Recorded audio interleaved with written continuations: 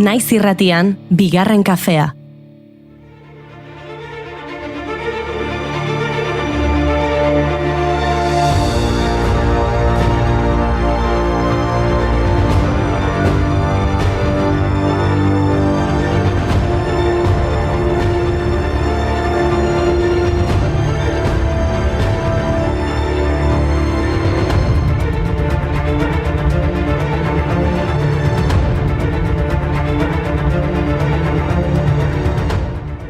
Arratsaldeon guztioi, arratsaldeon ekipo. Arratsaldeon bai, Goiuri. Arratsaldeon bai. Aitortu berdut ez dakidala nondik hasi gaurko saioa. Nik ere ez, proposamenik bai, mai? Noski, badakizue ostiralero edozein gauzarekin hasteko prest nagoela. Ondo iruditzen bazaizue, ezakit, paiazo batekin irekitzen dugu sarrera, ondo? Gainera, Baionan jaioa. Ados.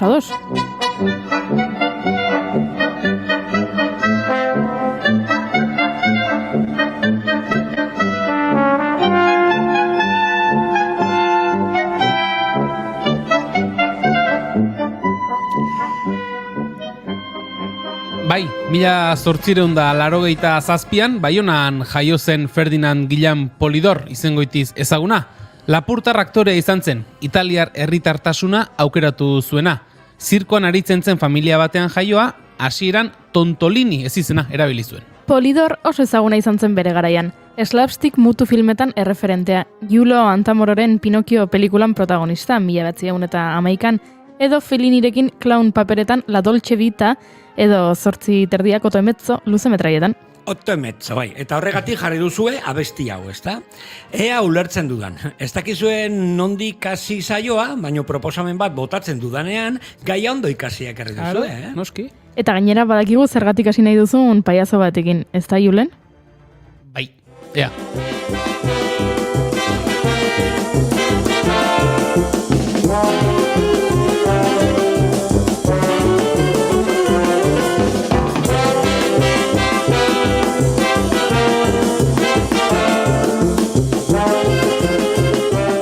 Ba hoxe, esan bezala, noski badakigula. Atzo, 23. umore azoka hasi zen Leioan. 43 konpainia, 80 emanaldi. Eta gainera, urrengo asteburuan Hendaian, 38 mai du teatr edo antzerkiaren maiatza ospatuko delako. Itzordu handiak, ez da mai? Handiak ez, erraldoiak. Bueno, zuek bezala, super erraldoiak. Eta ni potxa izango naiz, ez da? Osa, hemen ezin da itzegin.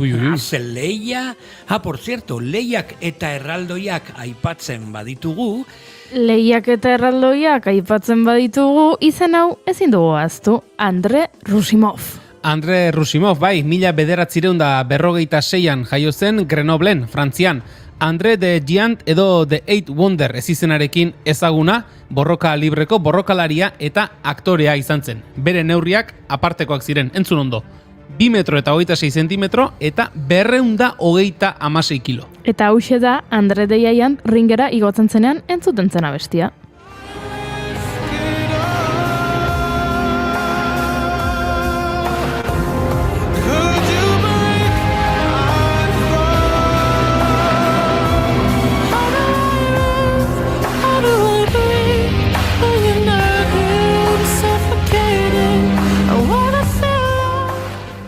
Tira, dena esaten hasita, niri egia esan ez dit inongo graziarik egiten, borroka libreko erraldoi bati buruz aritzeak, baina tira, irakurri dudanean literatura nobel sari batekin lotuta dagoela, ba...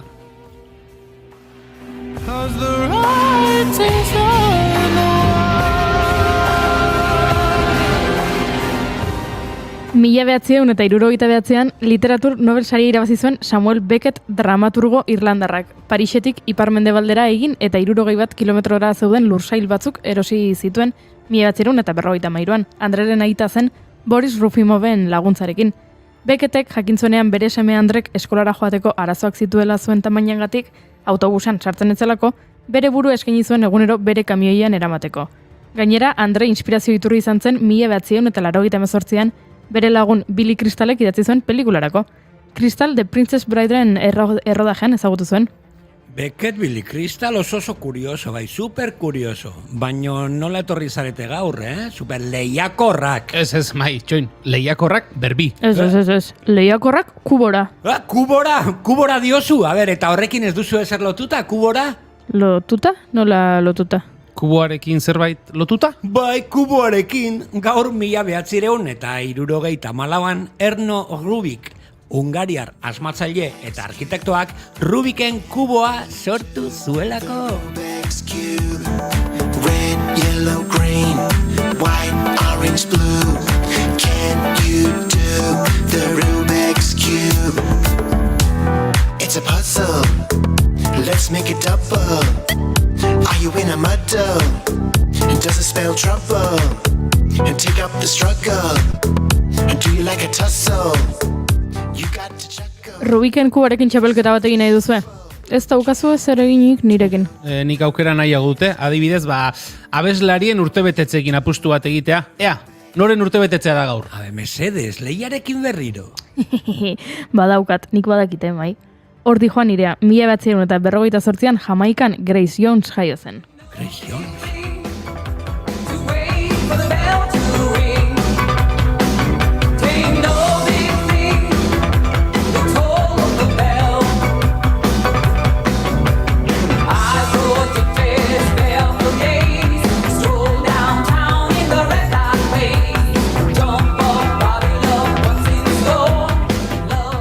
Bai, nik ere badaukate, eta gainera sari pilo bat irabazi ditu Grammya, Oscarra tartean, gaur 31 urte betetzen ditu Sam Smith Britainiarrak.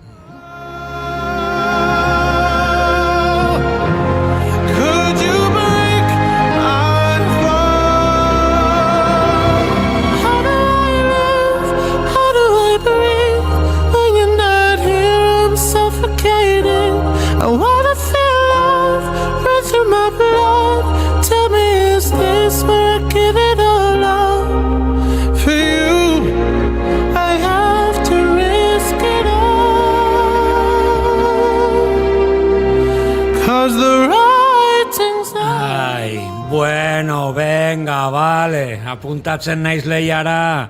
1951an New Yorken Joey Ramone jaio zen. Ea de Ramones taldeko kidearen Louis Armstrongen The Wonderful World abestiaren bertsio honekin lasaitzen zareten behingoz. Red roses too, I see them blue for me and you, and I say to myself, what a wonderful world. I see skies blue. Lasaituko gara bai, utz dezagun borroka alde batera. Bueno, eskubiden aldeko borroka baldin bada. Hori da, gaurko egunez 2007an Hondarribian zendu zen Eva Forest idazle eta argitaratzailea, torturaren aurka eta eskubiden defentsan konprometitua eta solidarioa. 1955an Alfonso Sastrerekin ezkondu zen eta 3 urte egin zituen espetxean etari laguntzea leporatuta. 1981an 3 argitaletxea jarri zuen abian. Sakelako liburuen bidez argitaletxe handien merkatutik eta indarrean zen pentsamendutik kanpoko idazleen lanak ezagutzera emateko. Besteak beste, Dario Fo, Noam Chomsky eta Harold Pinterren lanak eman zituen ezagutzera, Sastrerenaz gain.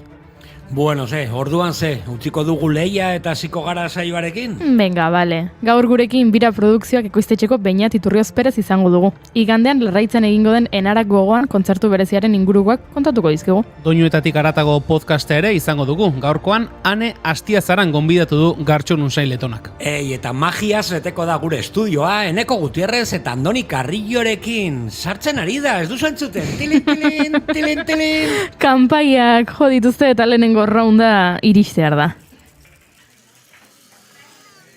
Ez duzu inoiz bukatu Rubiken kuboa boxeo eskularruekin? Venga, hasi entrenatzen. Zuek, ez dakit zer egin zuekin, ongi etorri lehia zaleok. Maiatzak 19 ditu gaur, eguzkitsu dago eguna oraingoz, eta bai, iritsi da, heldu da, ailegatu da, ostirala da. Ongi etorri, bigarren kafera.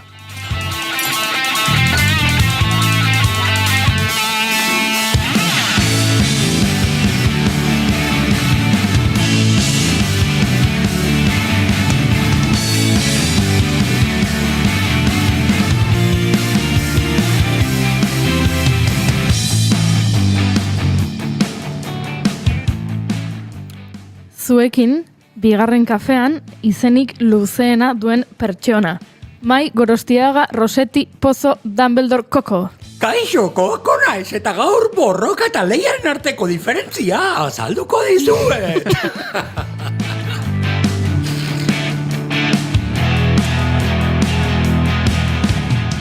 Eta zuekin irratsaio hontan pazientzia gehien duen pertsona. Arratsaldeon Julen Goikoetxea Orbegozo. Eta bukatzen ari zeiona, arratsaldeon bai.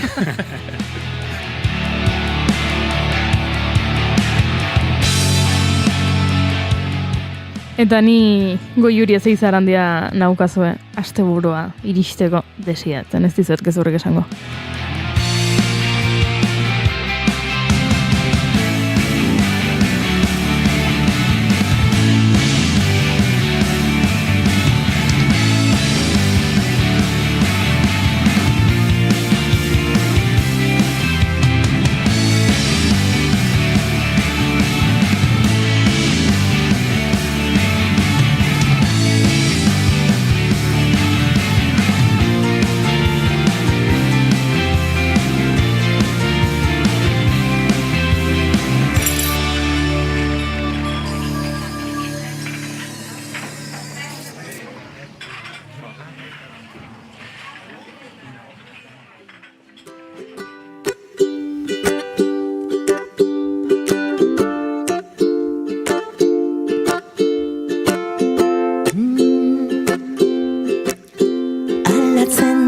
Azalekoa, muina ere aldatzen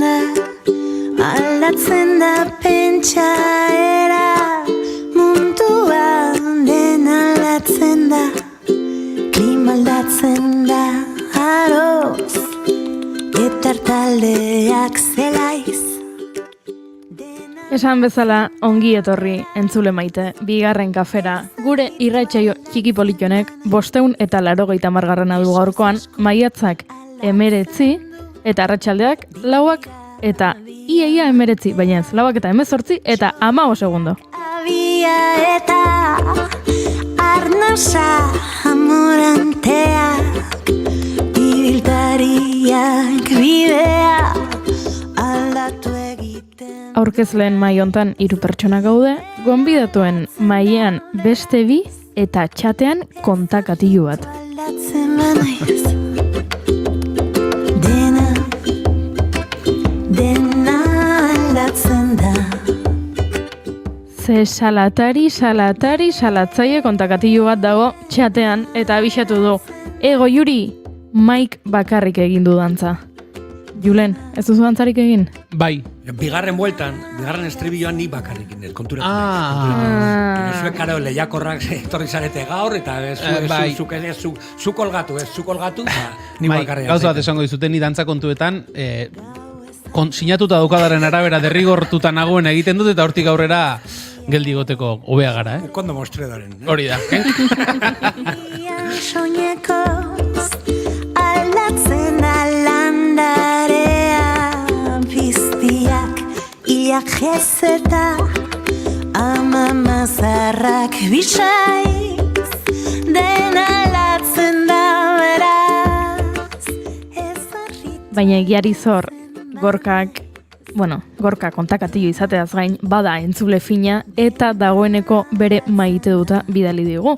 Izan ere, saio guztiak maite dut edo maite dutez batekin hasten ditugu, eta Gorkarena da, nire gaurko maite duta da, gaur elkarrizketa polit bat aterako zaigula, Gartxot handiarekin. Ara, Gorkak gaur Gartxotun zain letona elkarrizketatu behar du. Ostiraltxo saioan. Ostiraltxo.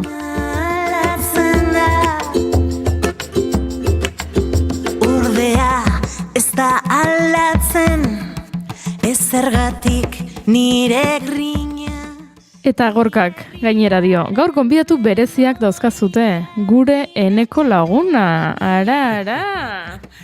Bat aldatu zenak bihar, aldatzen segi bezala, baraje urrun. Banoski baietz dagoeneko hemen daudelako Eneko Gutierrez eta Andoni Carrillo.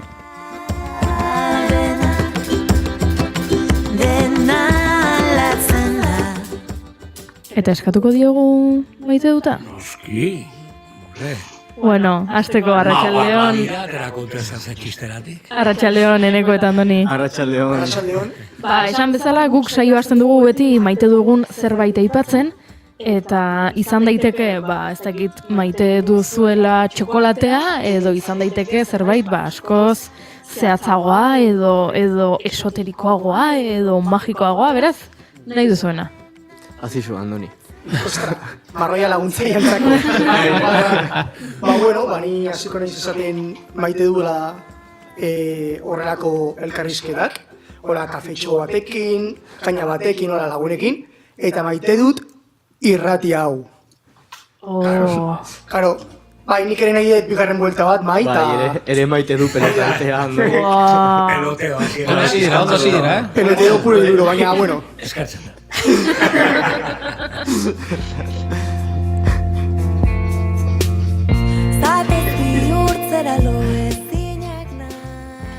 Zuri egokitzen zaizu orain, Eneko? Ni maite dut antzerkia eta magia. Eta irrati hau ere, Claro. Ba, ja ez dugu Pelota egiten. eufemista, biak etorri dira.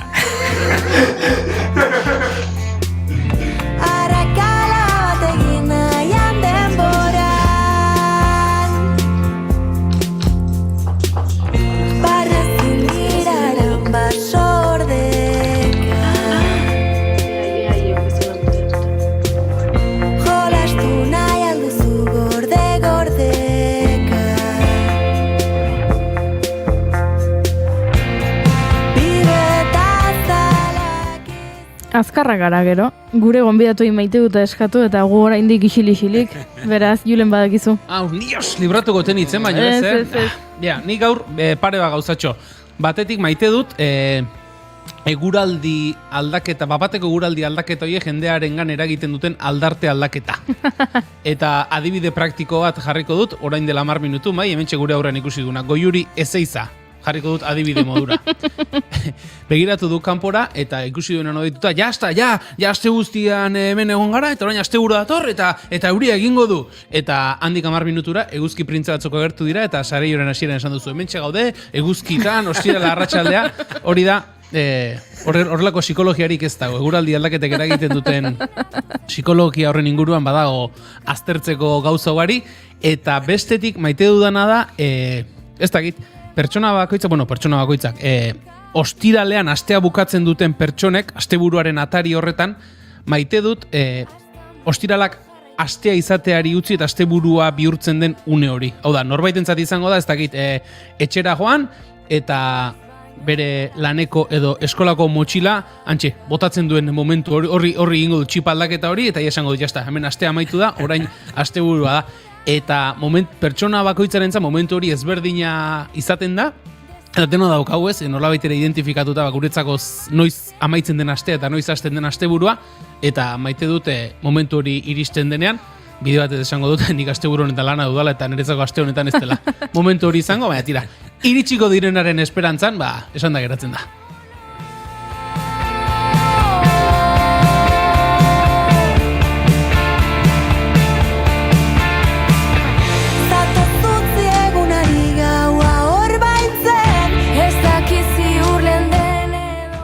Eta mai, zer maite duzuzuk? A ber, ni motxilarenan nire semeak iten du, alaiek iten du, ze simbolo polita ez, motxila botatzea eta horrazten da segurua. Agur.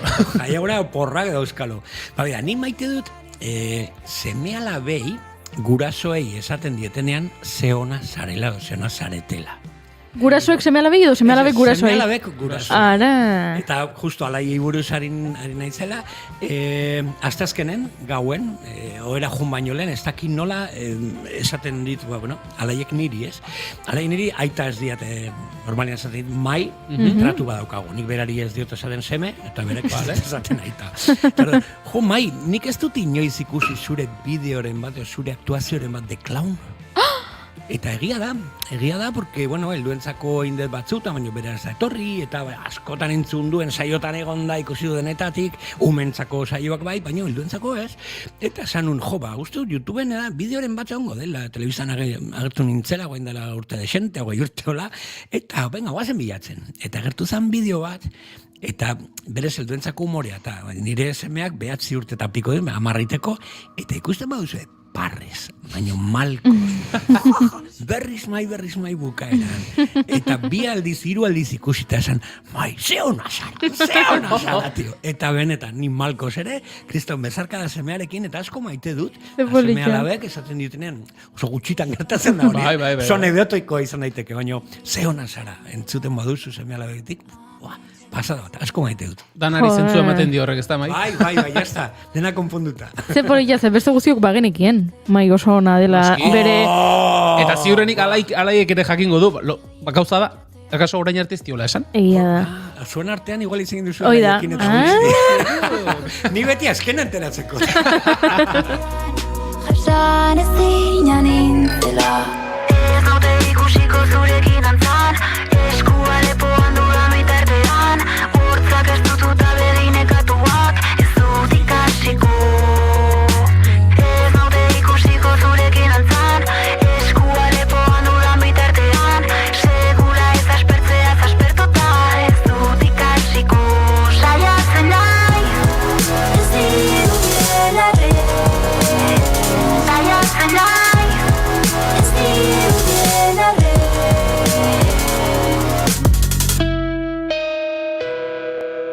Arazoan initzen, Nik gaur maite dut bat daukat, baina maite dut horrek, barnean maite dut ez bat dauka. Bueno. Da pixka bat matrioska maite duta. Uzten didazue kontatzen? Oski? Irrikitan. Gaur irakurri dut berrian, Zurine Rodriguez Larak idatzitako iritzi artikulo bat, kontra-kanpaina atalean, eta horrela deitu dio berak. Eten kanpaina madarikatuak. Eta da, azken egunetako gertakarien analisi feminista bat, kontatuz, nola Orion gertatutakoak, adibidez, eragin dion kanpainari, edo hobesan da, nola ez dion bat ere eragin, ze naiz eta kanpaina hau den urteetako kanpainarik femeninoena, ze emakume asko daude, zerrendetan eta autoeskondetara begira, nola, berak esaten zuen penaz, nola ez den dena eten, ez? Orion gertatutakoren ostean, erailketa matxistaren ostean, eta oso interesgarri iruditu zait, kontatu duena, arrazoia dauka guztiz, eta orduan maite dut, berak idatzitako, eta maite dut, norbaitek idazten duenean, zu pentsatzen ari zarena, eta norbaitek hitzetan jartzen duenean, zure sentsazio hori. Baina maite dut ezan oski, oraindik horrela ibili beharra. Beraz ez baduzu irakurri, gomendatzen dizuen, eten kanpaina madarikatuak.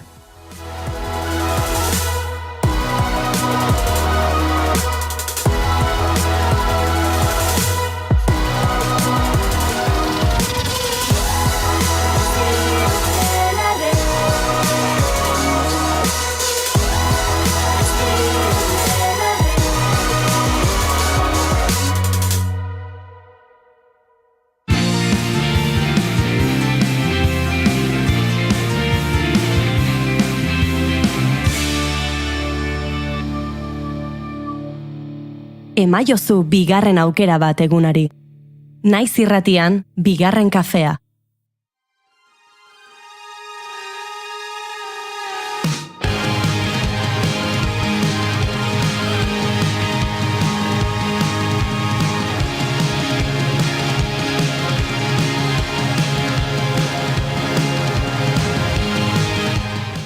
Bagoaz aurrera gure gonbidatuekin ez baitira etorri soilik euren maite dutak elkar banatzera, galderak erantzutera etorri dira.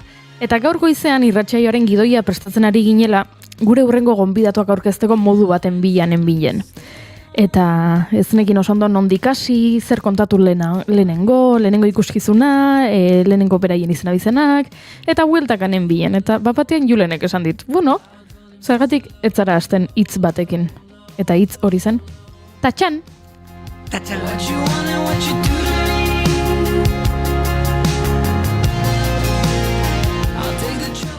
Ez zait proposamen serioegia iruditu. Baina egia esan, Harritzekoa. magia ikuskizun bateko protagonistak aurkezteko, ez da modu txarra.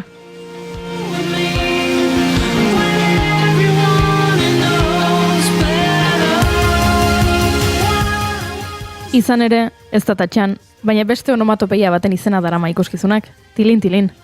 Eta kanpai hotxak entzutean bezala, magiara gerturatzeko deia egin du Eneko Gutierrezek. Andoni Carrillo lagunduela, magia eta komedia uztartuko dituzte, eta gurera etorri dira, horri buruz hitz egitera.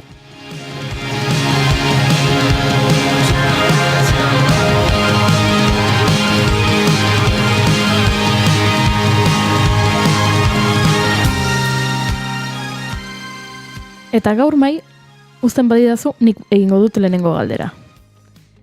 Behin irakurri nuen, magia definitzea oso zaila zela, ze ez zirela ados jartzen, ea arte bat edo zientzia zen. Eta nik galdetu nahi nien gure urrengo gonbidatuei, Andoni Carrillori eta Eneko Gutierrezi, ea beraiek zer uste duten. Magia zer da, artea ala zientzia? Niretzat magia da dudai gabe arte bat, eta arte oso polit bat gainea. Oso polita. Ados zaude? Bueno, ni azteko, hori, ez naiz magua, baina ni hola espektadore bezala eta magia barruan hola sartuta Enekoren showan, esan dezaket, bai artea dela, ze azkenian da, azkenian magia da eta da, como, baina azkenian ere arte hori, komunikaun biozu publikuari eta hori ere transmititu ite da, eta nire ustez bai, artea da.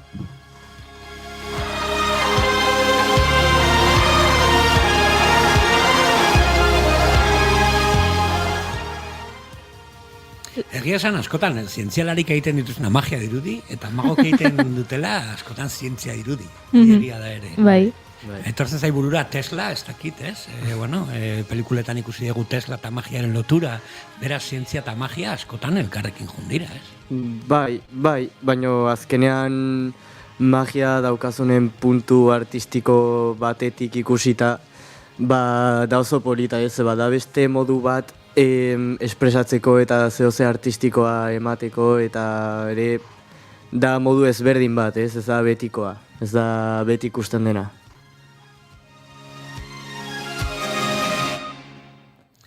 Bueno, nik guain magia ingoet, eta batean agertuko dira hemen uinetan, beste bi pertsonaje, justo aste artean izan genuen eta kurtso bukaerako emanaldia. Bueno, ni privilegiatu etxena izela bakizu, Eneko eta Andoni ikaslek ditut, eta bigarren mailan eta klaunean ibili gara, aste artean genuen, eta bueno, kontatu nahi dut audientziari edo zue kontatu, zeintzu dira, Sharpiko Ipala, Andoniren alterregoa, edo Lukas Kakin, Enekoren alterregoa. Bueno, Sharpiko Ipala da clown, azkenean ere pertsonaia da, baina clown xelebre bat. Ta ez dagoela deskripzioa finkorikan, baina beti danok koinziditzen dabe berdinakin. Da tipo bat ez dara enteratzen ondo, bihar dula leku berdina iristeko bestiak baino denbora gehixo, eta dakat biorritmo espezial bat, baina ere komunikatzaile hona da. Publikoakin eta publikoak oso ondo konektatzen du pertsonaia horrekin. Eta hori izango nuken ere pertsonaia da Sharpiko Ipala. Zepena ez dagoela Inigo hemen. Inigo beti berandu iristera lekuetara, komunikatzeko gaitasun ona dauka. Euriko zoat. Ez dagoen batengatik ez aritu gaizki esakat defenditzeko gerarik ez daukalako. Bestela, buelta etortzen denean, gero ez orduan kexarik izan, Bale, barkatu Inigo, barkatu. Nik uste dut Inigo eta Sharpiko Ipala, ondo eraman. Nik uste dut baietzo, horregatik esan dut Julen ez beste ezer ezengatik. Nik esaten dut, etorri litezken bigarren buelten gatik ari naiz, gero ez eraman eskua burura, hemen ez zaudenen batean, egurra ematen baldin badizute. Zua izu bakearen artisaua. Eta esan behar dugu, Lukas Kakin, porque auskalo, igual badago hortik Lukas Zekin. Kasu honetan da, Lukas Kakin. Kakin, egia da. Zein da Lukas Kakin? Bueno, Lukas Kakinden ametsa da, aurkitzea Lukas Zekin. Izango zen oso kuriosoa, handikan ibiliko da. Baina Lukas Kakin da pertsonai bat, klaun pizkat kuriosoa. Eta beti dago como investigatzen guztia, zer dan, ze ez dan aurrean daukana, eta jendearekin dagonean etortzen da gora eta las lia pardas. Eta aprobetxatuko dugu 3. mailakoei, kakapilloa emateko hemendik, zeren gaur izango dute ekitaldia, eta muxo handi bat berai ere.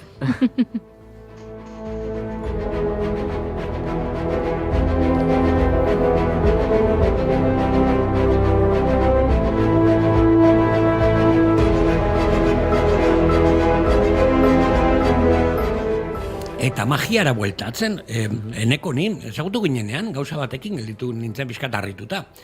Gazte zara, super gazte zara, baino esperientzia asko magian. Noiz hasi zinen?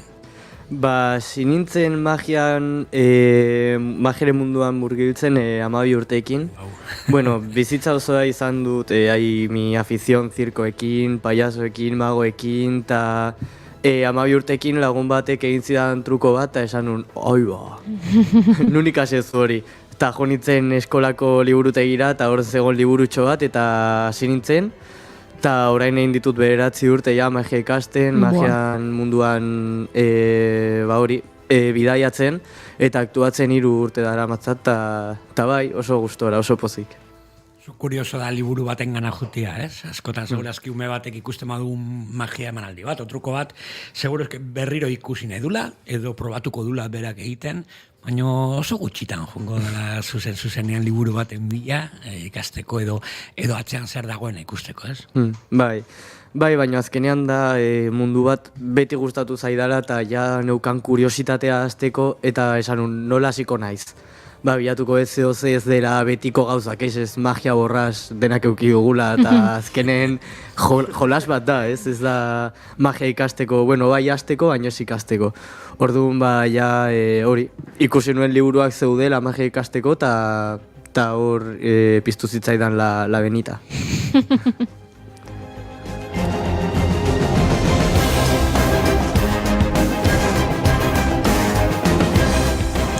Andoni, askotan entzun dugu, ez? Magok xomorro arrarok direla, eta oso bakartiak direla, eta bere ez dakit, bere burbuian edo kristalezko... Egia da? Zaila da lan egiten mago batekin, no se? Egia esango dut edo ezurra. Egia. Zuk erabaki. Ez, hori. Osea, enekotani, maik lehen komentau duen bezala, ezagutzen gera iaztikan, akademixatikan, interpretazioko akademixatikan. Ta, bai egia esan, enekotani betidanik konpundu gerala eta ulertu gerala super ondo. Así que lanaldetikan, esan egon oztopo hori edo, eta hori, badana, hau dana sortu zen 40 batetikan, baina, lanaldetikan oso ondo. Osea, oso ondo ulertu gera eta dena ondo. Ez da izan oztopo bat hori magia edo. Agian horregatik, nekok askotan ibilizara beste magoekin, beste artistekin batera, ez? Zure proiektuetan ez zara hain bakarti beste magoek bezala edo, ez? Eta zai burua adibidez Fernando de Rojas, Jennifer zan proiektua edo adibidez beste mago batekin. Bai, asko gustatzen zait beste artistekin, baizik eta beste lagunekin konpartitzea bidaia, eta azkenean egin nuen Maria Arandiarekin Enigma izeneko elkartea, eta orain dauka Jennifer, Fernando de Rosasekin, eta Tilin berarekin idatzi nuen, berarekin egiten nuen, eta iditzi zen momentu bat, berari beste lan bat aterazitzaiola, eta esan nion Andoneri, Andoni, presaude egiteko ikuskizun bat magiazkoa. Eta esplikatu nion toda la movida, esan zon baiet, pentsau gabe iaia. Baina azaldu ondo hori. Esan nion hori zela laguntzea, sartzea materiala eta guzti, baina bere pertsonaiarekin, klaun moduan. Zeba uste nun, ez dela oso ohikoa hemen ikustea horrelako zehoze, ez? Bakari da magoa, magia egiten eta jazta. Orduan, sartu nahi nion magia ikuskizunari aldaketatxo bat, adibidez pertsoni bat sartzea, eta Andoni hasi zen lehenengo minututik bere pertsonaia sortzen, bere pertsonaia prestatzen, eta eta pila bat gustatzen zait lan egitea lagunekin. Eta igual Andoni kontrakoa esango du, ni nire klaun ikuskizunean magia pizkala sartu nahi Bai, hori da, azkenian. Bai. Osea, tilin showan, dau como show principala dela magia, baina gero, magia horre barruan daude como hainbat historio.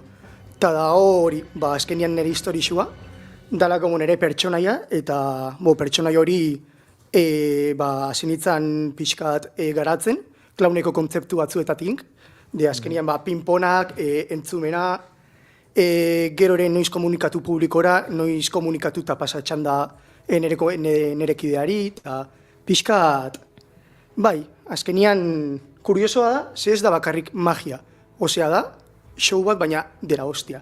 Ze daude hainbat, eske daude hainbat historio. Osea da, magian historixua, gero ia sinisten duan magia barruan, gero eneko eta nere pertsonaian arteko como gauza hori eneko azkenian goian da hon, ni pixkat bero, eta da hor storytelling interesgarri bat. Enekok badauka begi ona bere kideak aukeratzeko. Zu Andoni zela, berez, Andoni Agerrego Mazkorta, Carrillo. Bai. Eta badaki, porque Jennifer proiektu nahi Fernando de Rojas, la Celestina idazlea, el bachiller Fernando de Rojas, eta kasu honetan Andoni Agerrego Mazkorta baina semanitakoa. Nola doala, Eneko, badaki. Bai, nola pillando ahí, dira cosas horrela ez direla oso. Beti izena ahí, samunak edo, bombo emateko. Bai, baina datutxoak dira, bai. Bai, datitos. Bai, baina bai, oso gustora. Gaina Andoni kontatu duna, bai, ikuskizunaren helburua da etortzen den jendea ikustera ateratzea guztia magian sinisten. Orduan nola, galdetzen den nor sinisten duen magietan horrez, eta nola da helburu oso zai bat jende guztia magian sinisten ateratzea sartu diren lekura, behar dut nire taldekiaren laguntza. Eta ateratzen da estena tokira kanpaia jotzen duenen, tilin entzuten denean, hor, dator Andoni. Jute zaizkizu, eszeptiko asko? Jendea juten dela en plan de magia, ez dakit... Bai, normalen bai, eta gainea galdetzen dut, zeintzu siniste dezute magia, eta mundu guztia altxatzen du eskua, eta zetet, bale, orain egia esan. Eta ja erdiak baino gehiago geisten dute eta ni, bale, hau da ni nahi nuena. Eta hor gero badago, ez, Grinch jende hori ez, joaten dena esan ez, nik hori, badaki, nik horrez du zer sinistuko, jarrera horrekin joaten dena, eta jende hori akaso. Bai, baino, bai, también son llevaderos, oiek. Bai, noski, ez dut esaten, baina lortzen da, jende hori hasieran erabat, nik eszeptiko edo erabat, incluso kontra edo, nik horri ez du sinistuko, jarrera horrekin doanak buelta matea lortzen duzu ikuskizunean zehar? Ez dakiz, nire helburua gioian esaten du dela jendea sinistea magia, baina nire benetazko helburua da ordu tala orden horretan jendea ondo pasatzea, jendea deskonektatzea guztitik eta magiari ilusioa sentitzea gutxienez unetxo horretan. Nik ikusle bezala, bi etapak izan ditut, biak. Bai, eszeptikoarena eta egume bezala sinestu nahi dut. Eta guain gelditzen naiz bigarrenarekin, porque azken finean ez duzu harrapatuko ez. Hori da. Eta lehenengoarekin joango esala, kriston amorroarekin.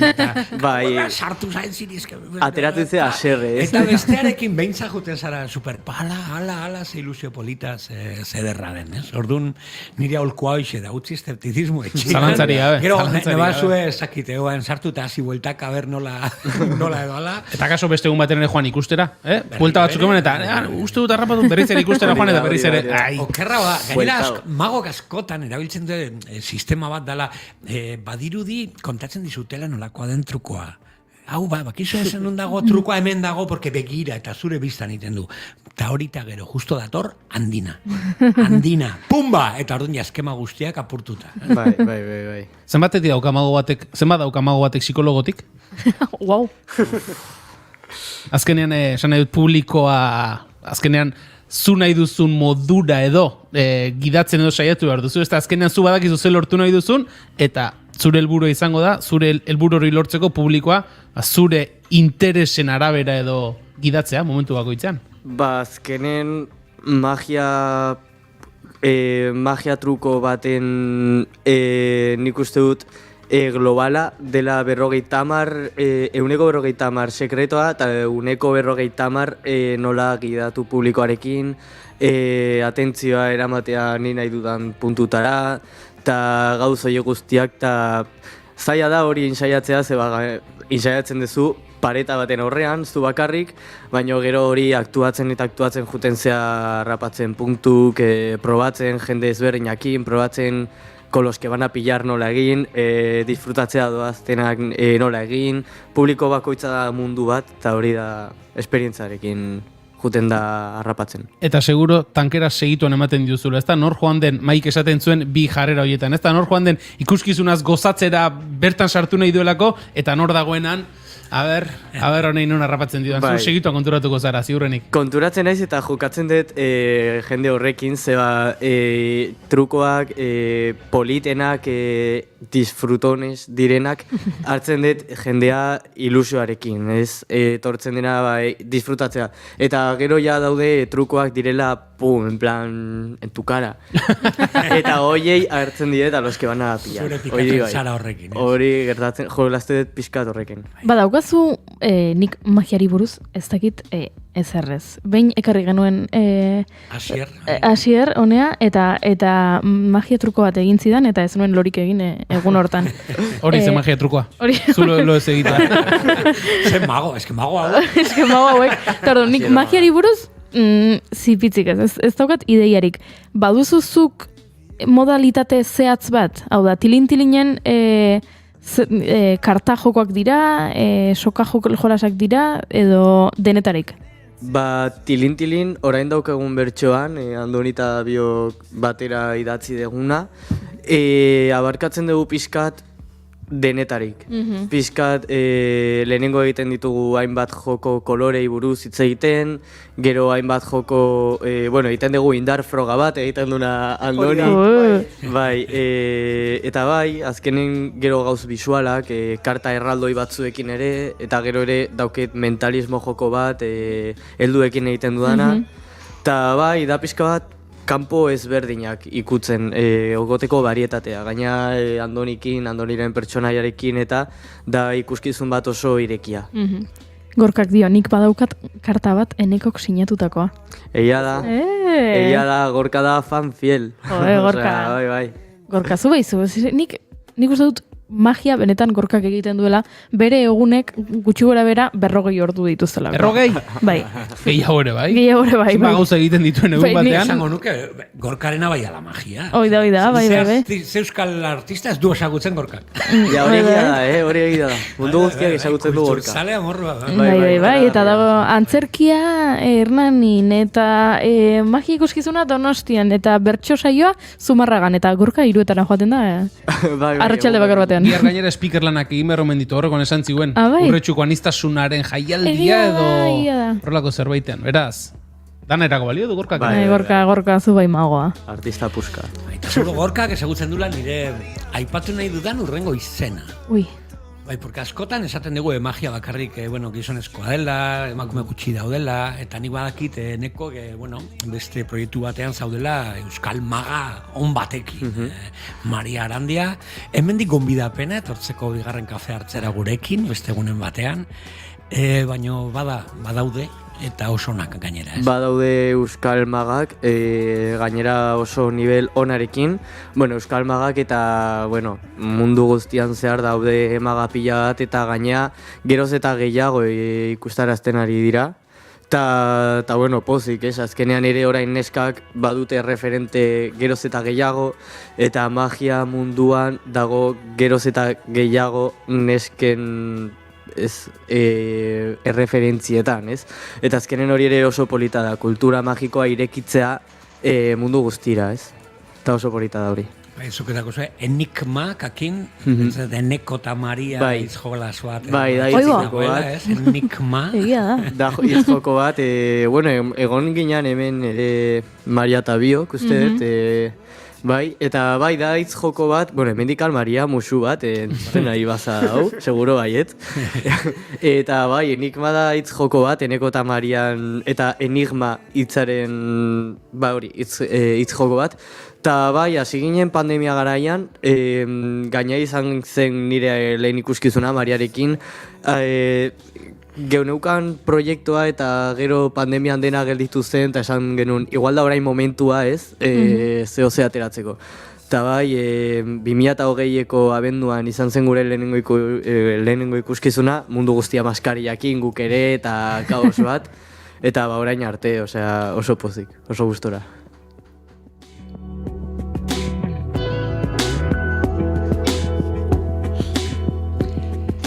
Igual, ukitu nahi dute bai beste gai bat dela, direla aretoak. Oso gutxitan izan dugu aretoei buruz. Egia da. Eta gone punta-puntatik, adibidez, Donostin daukagu la farandula aretoa, mikroteatro eta, bueno, horrelako areto txikik, nun publikoa gehienez 10-15 pertsona sartzen direla, eta behin eta berriro egiten dira antzeslan motzak, edo adibidez Madrilen Houdini aretoa. Bai. Nola juten gara estremo batetik bestera, eta ze garantzia daukate areto ezberdinak.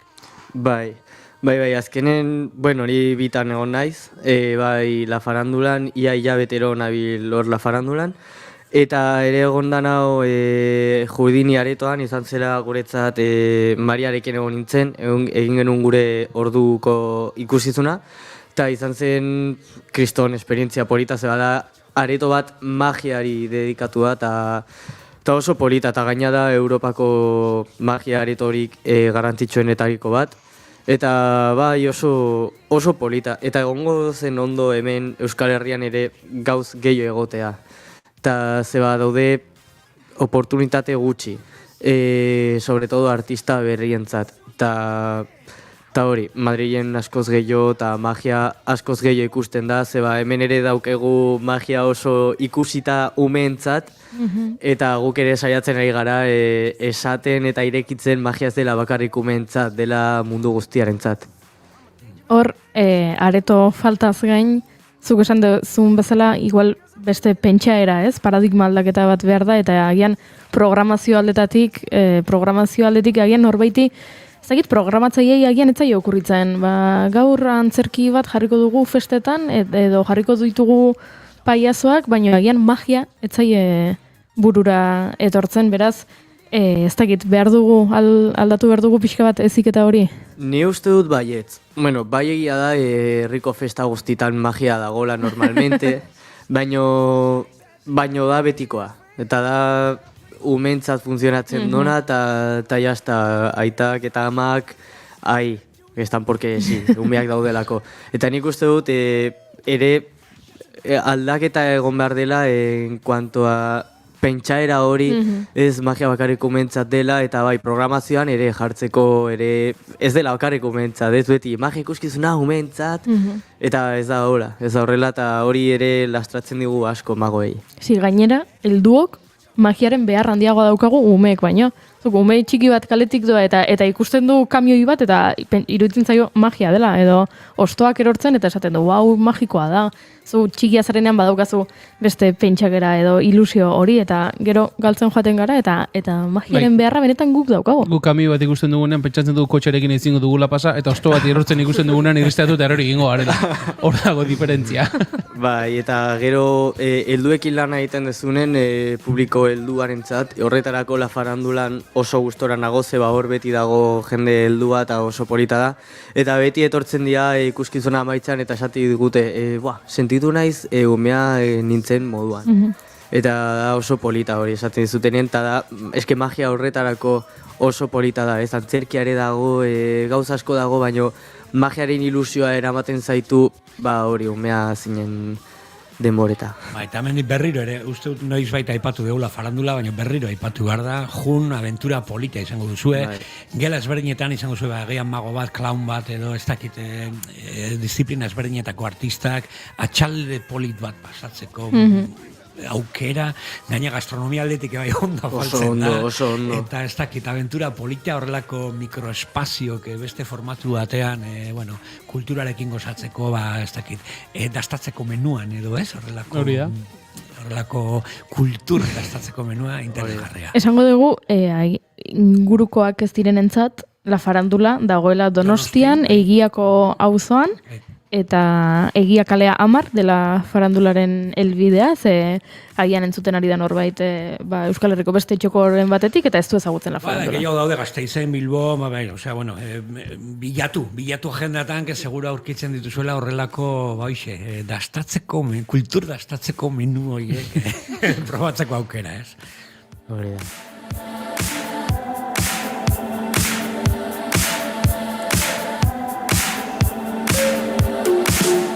Andoni, bueltatuko gara bizka klaunea eta magia, biak nazten.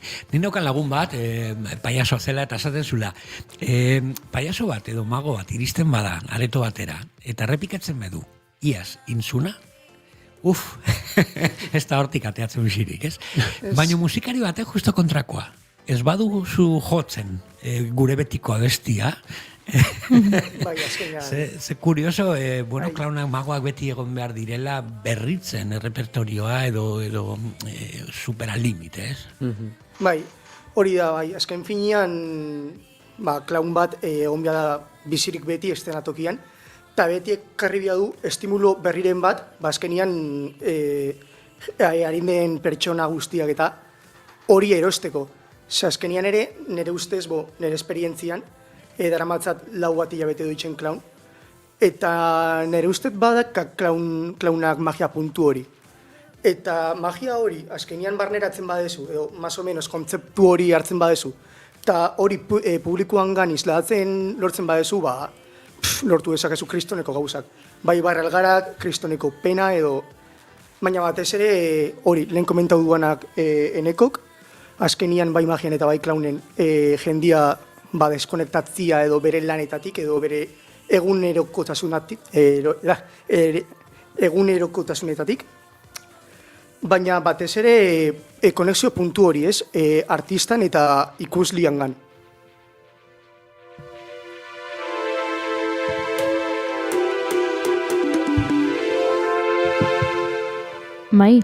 Iaia arratsaldeko 5 dira. Aukeratu beharko duzu oso ondo zein izango den azkeneko galdera. Ez da galdera. Hemendik aurrera, Andoni, eneko, nora zoazte, zer egingo duzue? Orain hemendik aurrera daukegu tirin goaz Irunea, aste hontan, Legazpia kainak 10, Eribe kainako 24, Tolosa kainako 29, Alkiza Uztaiak 19, eta askoz gehiago, ez dakagu lanikan, baina bueno. Baina goaz gutxinaka egiten tirenekin, ikuskizun bat, ez dakit jendeari gustatzen zaio, no ez? Orain arte Zumaian eta Azpeitin oso harrera ona egon zen, eta garrantzitsuena da gubiok disfrutatzen deula gometzen batzuk bezera, así que... Eta da super kurioso, azkenian berritze bideo hortatikan, dago gauza bat, beti dakagu como eskema moduko bat, showan barruan, baina bai entzuten degula publikoan proposamenen bat edo, badibidez dau truko bat, eta konta bengo dut. Pixkatola asko ez. Sin spoiler, Baina dago truko bat, nahi degula gauza bat altxatu, eta normalian probatzen den nik, nire pertsonaiak daola eneko magoari laguntzeko, eta nik, spoiler, ezin dut hori mai hori igo, eta beti, umiak diala super gardenak eta super sinceroak, esaten dute, jode, probatu bien artian, no seke. Eta justo hor dago gauza. Eta hor, gedatu ginen gero ikuskizuna eta gero, eta esan genuen, klaro, zergatik ez dugu pentsatu, zergatik umeak esan digut ez genuela pentsatu lehen. Azkarrak direla. Bai. Eskerrik asko, eneko, eta Andoni benetan jarraitu agenda betetzen, eta jarraitu ilusioa eta magia zabaltzen. Eskerrik asko zuei. Eskerrik asko.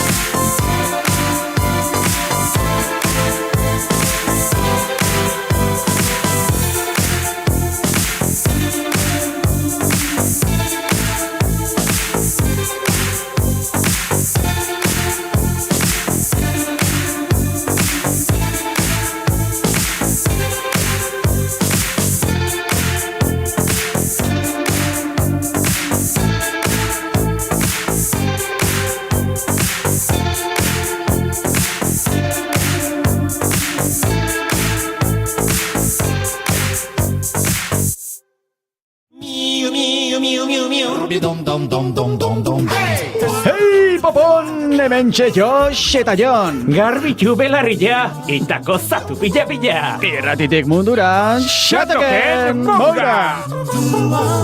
15 igande iluntzeko 9:00 Xatoken Moura, Naiz irratian. Naiz irratia entzuten ari zara. Bilbo aldea, 92.2. Gasteiz eta Arabako lautada, 91.5. Donostia aldea, 93.8. Gernika, 96.7. Leitza, 95.1. Bortziriak, 103.1. Urola, 91.8. Goierri, 102.2. Legazpi, 94.6. Naiz irrati. Bagoaz, azken ordua ezagutzera Naiz irratiko estudio zentraletara, Oñatz Aizpururekin. Egunon edo arratsaldeon Goiuri, arratsaldeon lankide guztiak. Palestinati ditugu gaurkoan albiste zorigaiztokoenak, dakizuena ez, bertan Israelek makinaria guztia martxan du, eta gaurkoan badirudi makinaria horretan beste urrats bat emateko asmoa duela. Israelgo parlamentua Palestinako bandera eramaten duen edonori urtebeteko kartzela zigorra ezartzeko lege proposamena eginduta gainera 3 pertsonako bilkura edo ekimen batean bandera ateratzen duen edonoren kontra egin dezakela poliziak erabakiko du. Ikusiko da, zenolako urratsak ematen diren, araben kontrako alderdi ultraeskuintarrak juduen boterea deitzen denak urrats bat egingo duelako zentzu horretan aurrera, eta Israelgo parlamentuan bozketa egitea falta da oraindik, baina onartzea espero da. Aipatu alderdia Benjamin Netanyahurekin ari da gobernatzen, Tel Aviveko gobernuan, naiz eta ilegala ez izan, gaur egun Palestinako bandera ateratze hutsak errepresioaren helburu egiten du edonor. Duela hilabete batzuk, Ben Gvir, barne ministro ultrak, espazio publiko guztietatik Palestinako bandera kentzeko agindu eman baizien polizia eta militarrei. Herri palestinarraren kontrako makinarian aipatu moduan beste urrats bat emango luke zentzu horretan. Gatozen bestelako gaietara, ureztatzeko eta abentzailtzarako hornikuntza arazoak egon daitezkela aurreratu dizuegu lehen, Lakuako gobernuak atera du zentzu honetan txostena, lehen sektoreakin egindako bilkero baten ondoren, edateko uraren kasuan, ez dela inolako arazorik izango esan du, Arantxa Tapia, Lakuako gobernuko sailburuak, baina adi egon behar dela. Nekazaritza munduan, une honetan ura gutxiago dagoelako, euri gutxiago egindulako, nolabait, esango genuke uzta txikiago dago, eta alde batetik belar gutxiago jaso da, batez ere Araban, Bizkaian eta Gipuzkoan zertxo bait gehiago, eta aberen elikadura zaila izango da, eta gaina prezioak gora egin du. Egoera honen arrazoien inguruko azalpenak ematean, gurean autornikuntzarako gaitasunik ez dagoela pentsu egiteko edo bestelakoak egiteko esan du sailburuak, eta hori areagotzeko beharra hitz egin du. Lehen sektoreko ordezkarien artean, Eneko Garikoitz Nazabal ikuspegi luzean egiturazko neurriak eskatu ditu honek. Gauza bada, administrazio aldetik egon deiken laguntza bai erosketak gestionatzen eta abarretan, baina iruditzen zaio bertako produktua komerzializatzen duen bai denda eta noski distribuzio kate denek jakin beharra daukeala, bertako ekoizpenak kosta egiten dela, eta kostatzen den prezion ordaindu beharra daula. Nazabalen esanetan, larrialdi klimatikoak elikadura krisia dakar eta gurean lehendik ere autosufizientziatik urruti gaude. Aldaketa klimatiko hitzeiten da, larrialdi klimatikota hitzeiten da, eta lehortea hitzeiten da, eta ur eskasia hitzeiten da. Elikagai eskasi baten aurren gare. Lehene, herrialde bagea, beharrezkoa danan elikagai kopurutik oso urruti garela, barazkitan, esnetan, haragitan, danen. Eta kontestu hontan, elikadura burujabetzarantz jun partez, justu kontrako bidea hartzen aigea. 5:05 minutu onaino kontatzeko genizuna, 6etan informazioaren ariaren 3. edizioarekin itzuliko gara, Goiuri eta lagunok zuena deitza. Eskerrik asko Oñatz, bagoaz gu aurrera musika giroan murgilduko gara eta gauza asko dauzkagu kontatzeko oraindik arratsaldeko 6ak arte. pour intensifier notre protection commune aux frontières avec une véritable frontière extérieure. Nous devons le faire pour notre sécurité. Moi, aujourd'hui, ça m'est arrivé, mon cousin il était décédé ici, donc je ne veux plus que ça réfère encore une autre famille. Garbi dago kontrol hori egiten da fenotipo araberan, ulertzeko itxura. Kontrolak ikusita, migranteak eta beste bide batzuk hartzen da hoie, bide arrisku hauek eta noizipein erizotzakaz topaten gara, ez? Je suis désolé, ni Niego Puyo et encore moins moi, nous pouvons infléchir la position des États. Zubiak irekitzea aldarrikatzen dugu behin eta berriro. Kontrolak entzean, hitzetik ekintzara pasatzea erabaki dugu. Eta zubia ireki dugu. Alegitik atera naizenean, argi eta garbi izanen, urrengo arte, migranteak segituko dute pasatzen. Une fois que tu fais le passage, il y a beaucoup des autres bénévoles qui vous accueillent et qui vous amènent. Bideak podcasta. Ostegun eta igande goizero atal berri bat Naiz Irratian. Eta nahieran irratia.naiz.eusen eta podcast plataformetan. Naiz Irratia eta Media Bask.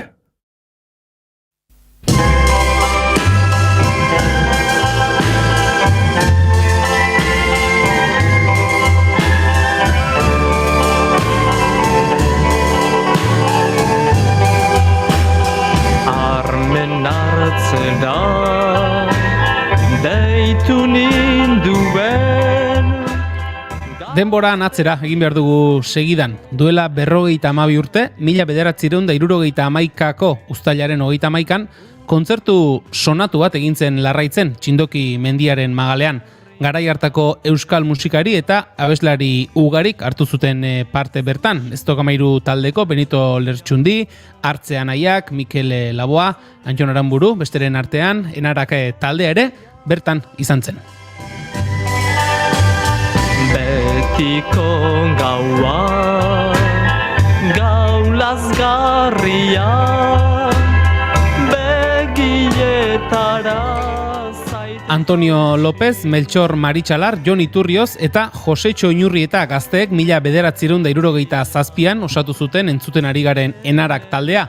1979an 3 kantuko EP bat argitaratu zuten eta orain arte kontatu duguna aitzakia modura hartuta edo kontzertu berezi bat antolatu da igande honetarako Larraitzen bertan. Enarak gogoan izena jarri diote eta duela 52 urte gertatutako oinarri hartuta Amorante, Rudiger eta Lier taldeak ariko dira Enarakek EP hartan grabatu zituen abestien bertsioak jotzen. Solferinoko itxua, ama eta baina nez kantuen bertsioak egingo dituzte. Begi xamurrak betiko zaizkit estali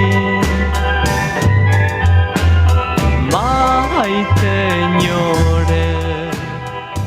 Kontzertu honen antolakuntzan, Ordiziarrok ekintzak eta bira produkzioak ekoiztetxea daude. Eta egin zuzen, birako, Beñat Iturrioz Perez gonbidatu dugu, bigarren kafera, duela 52 urte zer gertatu zen azaltzeko eta ordukoaren bueltan iganderako prestatu dutenaren inguruan aritzeko. Arratsaldeon eta ongi etorri Beñat. Pasaren, eskerrik asko. Zer moduz gara? Ondo, mentxe, eguraldiari begira demora guztia, baina ongi. Eskaini diogu kafea gure gonbidatuari? Bai, vale. Bai, eskaini dugu. Lehenengo hartu dut, garrana. Ai. Bueno, baina zer horrek esan duzu, zerura begira, eguraldiaren baitan edo horren peskizan zabiltzate, konta iguzu, zer prestatu duzu iganderako? Igandean, berez orain dela 52 urte egintzan lekuan egitekoak gara kontzertua, alegia, egintzan, ezagutzen duzutenak txindoki igotzeko Larritzetikan igotzena, beste leku batutatik ere bai, evidentemente, hausagaztelutik barrena zaldibitik eta igozke ere bai, eta, baina, zetikan igota, Larritzetikan igota, justo, sarrera baino, iritsi baino ezkerraldean, hor badago zela igune bat, eta inguru horretan izan zen kontzertu handela, 52 urte, eta, horreiteko asmoa dugu, edo genuen, esango ditut, eguraldiaren arabera, bere gara orain dela 52 urte ere, sekulako hotza egon zan, sekulako, eguraldi aldetikan, etzan aproposa izan, eta gainak gau izin zuten, eta guk esan genuen, guazen egingo bali badugu berriz, ez dezagun egin urriak 31 batean, ze kriston hotza edo eguraldi txarra eukitzeko aukera daude, beraz, guazen udaberrian egitea, ze udaberrian entortzen dira gainera enarak, orain esaten dira apirilan edo inguruan entortzen dira migrantea baitia, eta orduan maiatzan. Baina bueno, badakizu Euskal Herrian edo zer antolatzen bali moduzu kanpo kaldean, loteria daukazu. Baina bueno, kontentu, ze asmoa genukan horre egiteko, eta handikan 20 metro egingo dugu, berez, Larraitz izeneko ermitan. Eta bueno, inguru horretan egongo gea pixkate kanpuan eta barruan, eta zebada kontzertu labur bat, pixkat bertsioak joko dituzte Amorante, Rudiger eta Liarrek, eta, bueno, pixkat ere bai, erakusketa txiki bat ere bai antolatu dugu, hola, nahiko xumea, baina, bueno, Larraitzeko kontzertua ze izan zan, argazkiren bat oeste, dokumentoren bat oeste, Enarak taldearen ingurukoak ere bai, eta bueno, eta garaian entzuten zituzten, Enarak taldekideek, eta seguraski garai hartako gaztek entzuten zituzten, bueno, referentzia musikalak ere bai, egongo da jartzen, musika jartzaile bat, Mikel Alvarez, beraz, bueno, pixka bat horrekin, hola, gerturatzeko jentia, entzuteko berriz Enaraken doinuak, eta bueno, elkartzeko ere bai, taldekideak eta orbitan ibiltzen zianak, eta, bueno, hola, generazio arteko zubi bat ere bai egiteko, aurreko generazioa eta gaurrengoa eta etorriko direnak ere bai. Nere kasuan behintzat, eta pentsatzen du nire belanoaldiko jende desenteren kasuan, lehen aldiz entzun dugu Enarak taldearen izena, 52 urte, bainat aipatu dugu, kontzertu entzutetxu edo sonatu hartatik, gero galdetuko dizut, egun hartan zer gertatu zen, nondik sortu da, orain kontzertu egiteko ideia? Kontua da, Enarak taldeko abeslaria gure aita dela.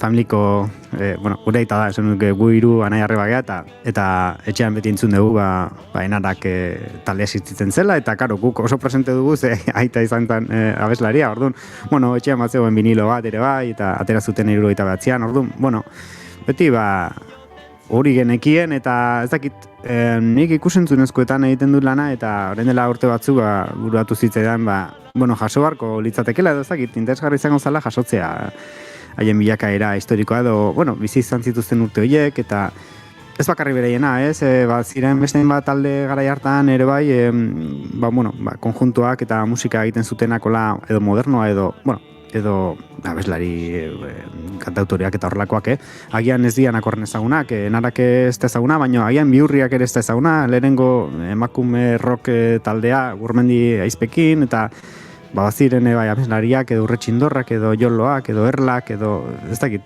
zauden horrelako talde asko, eta gero gelitzen dira pixka bat itzalpean edo ez da gutza horretan, orduan, bazen nolabait bakartutik nola ezagutzen genuen Enarak, nolabait, Enarak buruzko dokumental bat egitea okurtu zitzaigun, eta horretan ibili naiz azkeneko 2 urtetan, pixka bat elkarrezketatzen, taldekideak izan zirenak, eta paraleloki ere bai, interesgarra ditu zitzaigun ere bai, kontzertua berriz egitea, ez? Berriz bueltatzea Sisifo bezala leku horretara, eta berriz entolatzea, eta gero gainera, bilaketa prozesu horretan zehar, artxibo desberdinetan ibili naiz, Lazkaoko artxiboan, edo Eresbilen, edo Koldo Mitxelenakoan, edo Eibarrekoan, hainbatetan, eta bai bilatu ditugula dokumentu batzu, Larraitzko kontzertuaren ingurukoak, ez? Eta, niretzako sorpresa izan zen, entzuna nuen, eta ezaguna nuen Larraizko kontzertu hori, baina beti erlazionatzen nuen ez dokameirurekin, eta nolabait Enarak, pixkat, hor, beste talde bat gehiago ezela. Baina gero jakin dut, nolabait antolatu zutela, Enarakeko taldekoek antolatu zutela kontzertua, eta gainera, baimen guztiak eta alegia antolatzaile bezala nire aita agertzen dara. Baina hori deskurritu dut gero. Horren divertigarra izan da, nola hor, baimen eskatzen zaion, noen dela 30 urtea baltzizketako alkateari, eta nola eskatzen hor baimena generore jartzeko, eta berriz ere, prozesu berdina pasatzen ari gera, berriz ere eskatzen alkateari berriz ere baimena, berriz ere, gobernadore zibilari izai eskatu behar, baina, hola, prozesu antzekoa eta interesgarria, beraz, horregatik, eguraldia dena delakoa izan da ere, egingo dio horre eta egingo da kontzertua, eta, bai. Zer eguraldi zegoen, barkatu Julen, duela 52 urte baldakigu? Egin zuten gauez, badakite Angoian ilarki argia zegola, ez guztiz betea, baina bai txindoki goikaldean ikusten zela, gau ez egin zuten, argitsua edo izan zen, eta baina sekulako hotza egiten zuen. Eta hori da guztiek errepikatzen dutena, hotza eta besterik ez. Nik atzo, justu gurasoekin egon nintzen, eta aipatu nien, nola gaur gai honi buruzko elkarrezketa egin behar zuten, eta nire aitak 73 urte ditut, esan zuen, han izan nintzen ni. Bai. Alegiarra, eta bera eta lagun bat, kanpinden da hartuta, han joan zirela, Larraitza, kontzertu ura ikuste, egura ditxarraren konturik, eta ebeno etzidan aipatu, parranda egingo zuten ziurrenik garai hartan, eta lotarako arazo hondirik ez zuten izango, baina kontatu zidan, eta bitxi egiten zidenez, ez dakit ilusio edo kasi emozioarekin kontatzen zuen garai hartako, ze bera egida musika munduan eta ibili zela, eta ezagun egiten zitzaizkion enarakeko taldekideak, eta esan nuen, begira, egin diet, igande arratsalderako plana gurasoei, esan zuten, Larraitzen baldin bada, eta esan nien, gero, beste artista batzu dira, askalo hori ere galdetu behar dizut, ze enaraken 3 abesti bertsionatuko dituzte Lier Ramorantek eta Rudigerrek, lizentzia libre eman diezu ez nahi duten bertsio egiteko. Nik ez dakit zer entzungo dugu.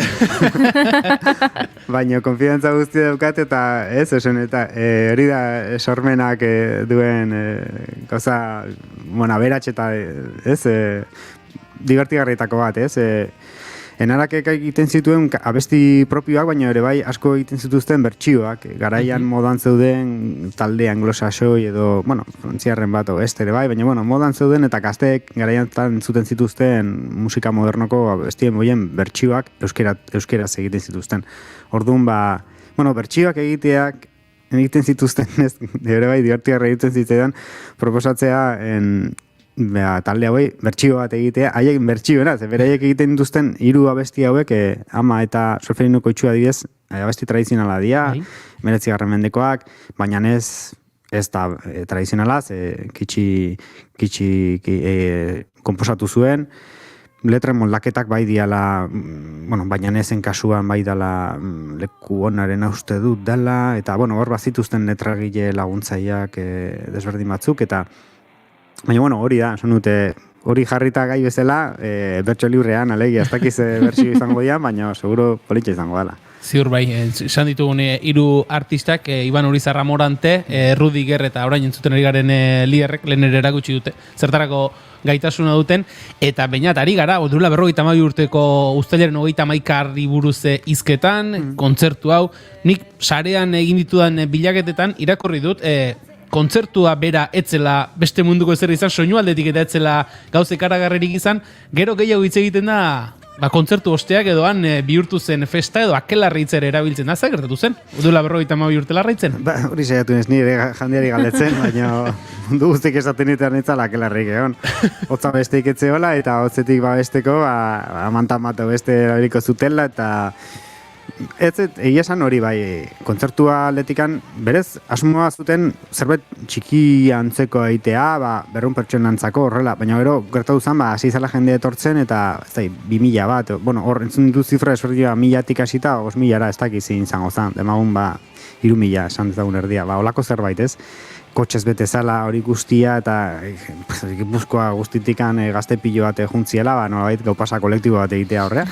Orduan, soinu atletikan ere bai ez dituzte gaurko musika ekipuak, ez da baliabideak, orduan ere eta elektrizitatearen atletikan ustut, hor justo taberna bat edo poste elektrikoat bietako ustut tabernatikan hartu zuten, naiz eta ziratean postetik hartu nahi zuten, hortikan hartzen zuten energia, orduan etzan iristen egin beste, eta orduan batzutan moztutzen zan, junet etorriten zan, kalambreak ematen zituen mikrofonak ere bai, orduan intza edo bazeuen ere bai atmosferan, eta juniten zan, orduan juten zanean ere bai, jende egotzen zan ere bai, hitz egiten zuen, eta aurkezpenak egiten zituen, orduan pixka bat, horrela, ez ez dakit, ez zan kalitatezko, segurazki, kontzertu bat izango, baino jendeak ondo pasatzuenaren sensazioarekin edo hori esan diate. Eta gero etorri zen, gero botiren estamentuek zea behar zuten, ez dakit, eredugarri izango zen,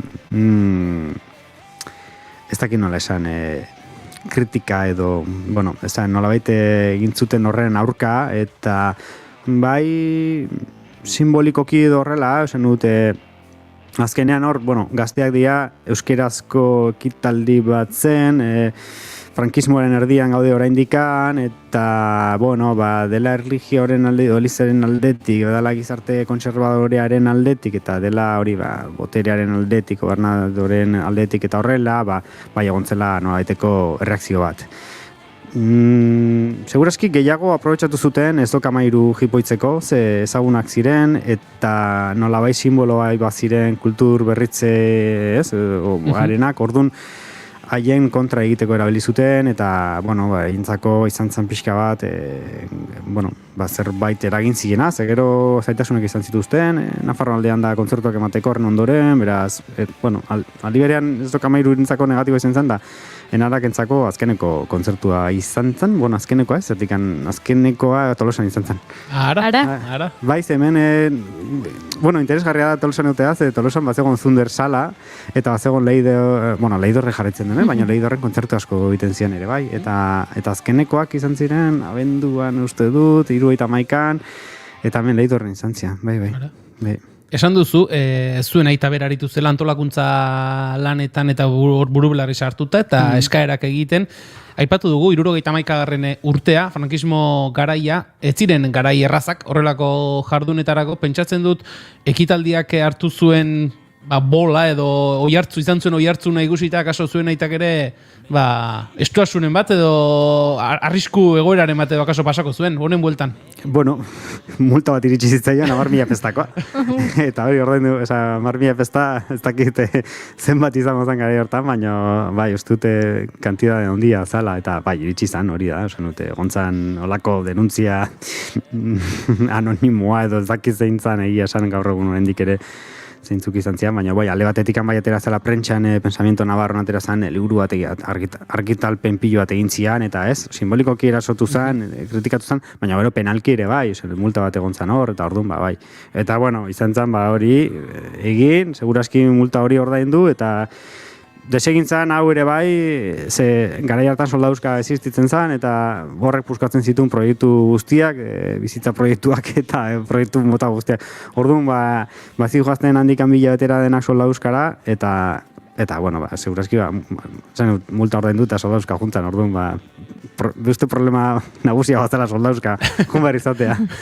Gero, orduko kontagizunak eta irakurtzen aritu garenean sarean, hor agertzen dira ez, karo, testu inguru hartan jarri behar da, garai hartan idatzitako, duela 50 urte idatzitako kroniketan, eta batzutan ikusten dugu hippie hitzak eta han maitasun librea egon zela, eta ez dakiz eta horrelakoak biltzen dira, orain parre egiten dugu, baina garai hartarako, hemen jende askorentzako horrelako egoerak lehen aldiz biziko ziren kaso askotan larraitzen. Bai, nik uste dut, zegoen, egongo zela egarri bat horrelako gauzak egiteko, batez ere gazten partetik. Zaude hor, txuri beltzeko gizarte batean, alegia, alkanforru zaila dagoen gizarte batean frankismoan, eta zaude intzuten eta jasotzen musikak edo referentzia kulturala kanpoti datozenak, eta ez, pixka bat nolabaiteko haize fresko eta askatasun, ez, haize horiek, eta, pentsatzen dut horren nahian ibiliko ziela, eta horregatik pensatzen dut aurrekusi ez zuten 3.000 pertsona etorri ziela, eta, ez dakit, hortikan horrek ere badu, ez dakit, zer ikusia aukiko du horrekin, bai. Iganderako aipatu dugu, berriz igandeko igitara horretara itzulita, Lier Amorante eta Rudigerren emanaldi horrez gain, bertsio hoiez gain, taldekideak ere bertan izango dira, kanpoan esan duzu, erakusketa moduko zerbait. Beraz, kontzertuaz haratago ere, igande arratsaldean larraitzera buelta bat eman nahi duenak izango du, zer ikusia? Bai, gomidatu ditu, evidentemente, taldekideak. De hecho, taldekideetako bat, Antxon López, gaur egun Abu Jureira, Turkiara jontza, bere garaian, dela 50 urte, eta atzo iritsi zen. Orduan, kontzerturako ere hemen dago, eta bai, 50 urten ondoren, elkartu dira taldekideak, eta gerturatuko dira kontzertura, beraz, horiek ere han egongo dira, eta pensatzen dut hori, aipatu duzun bezala, ez?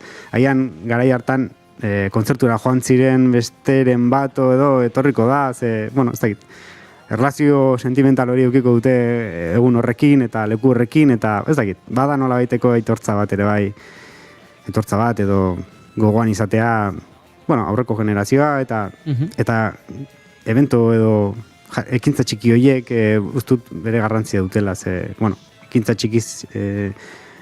txikiz egiten da gauza handiagoak, eta, ondoren etorri zaigu roka eta gaur egun entzuten dugu, baina, nonbait, badute bere genealogia, berein sorlekua, eta ustut, badala garrantzitsua batzutan atzera biratzea aurrera juteko. Eta baina, bertsioak egitea proposatu zaien musikariek, zer moduz, hartu dute proposamena, edo ez dakit, bazuten taldearen berri, beraintzat zerbait berria izan den, edo baduzun horren berri? Ez naiz gogoratzen, esango nuke, lehen aipatuzun bezala ez zutela ezagutzen taldea. Gero,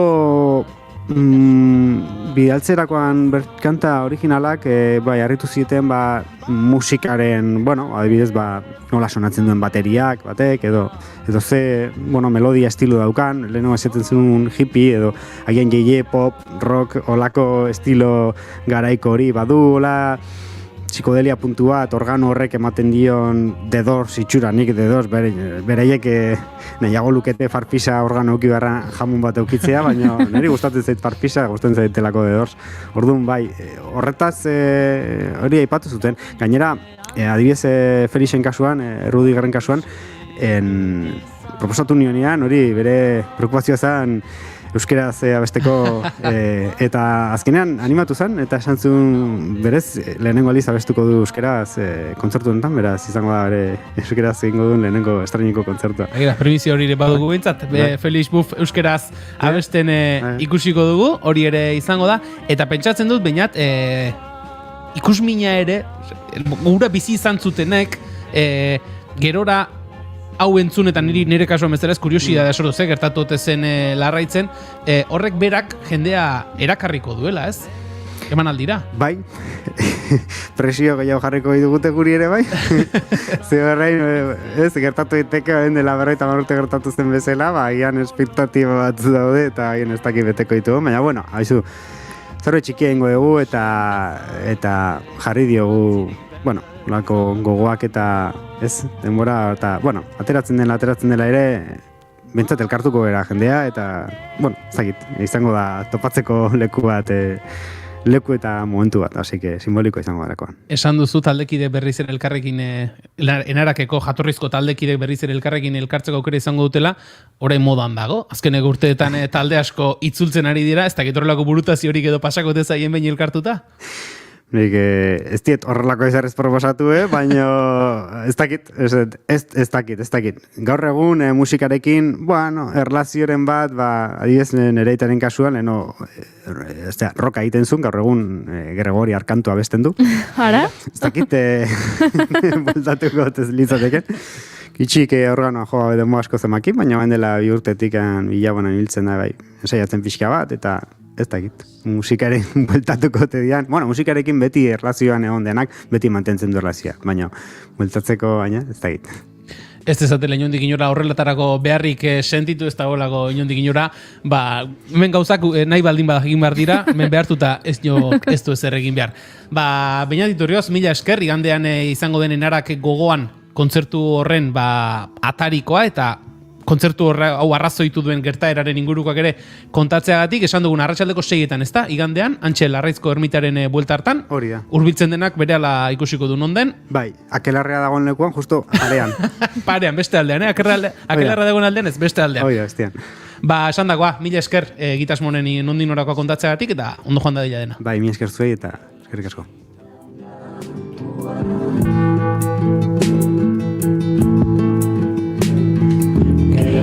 Chica ondatua denutzako zentia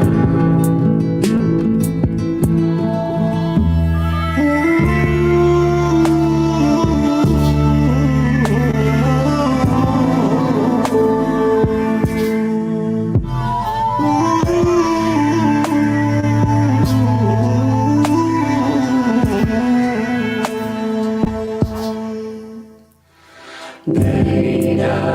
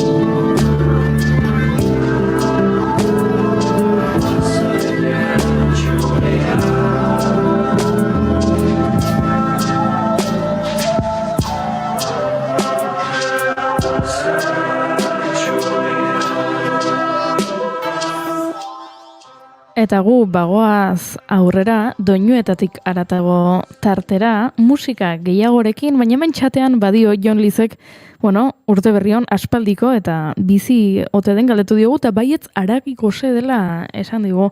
Ez dakit banik gaur arratsaldean aragi festen ikusiko ote dugun elkarri, Jon Liz. Agian bai, agian ez dizut sekreturik kontatuko oraingoz. Julen, zu presaude gure urrengo gonbidatuaren abesti kuilunak zein diren ezaguteko? Prest eta irrikaz. Bueno. Guazen? Guazen ba.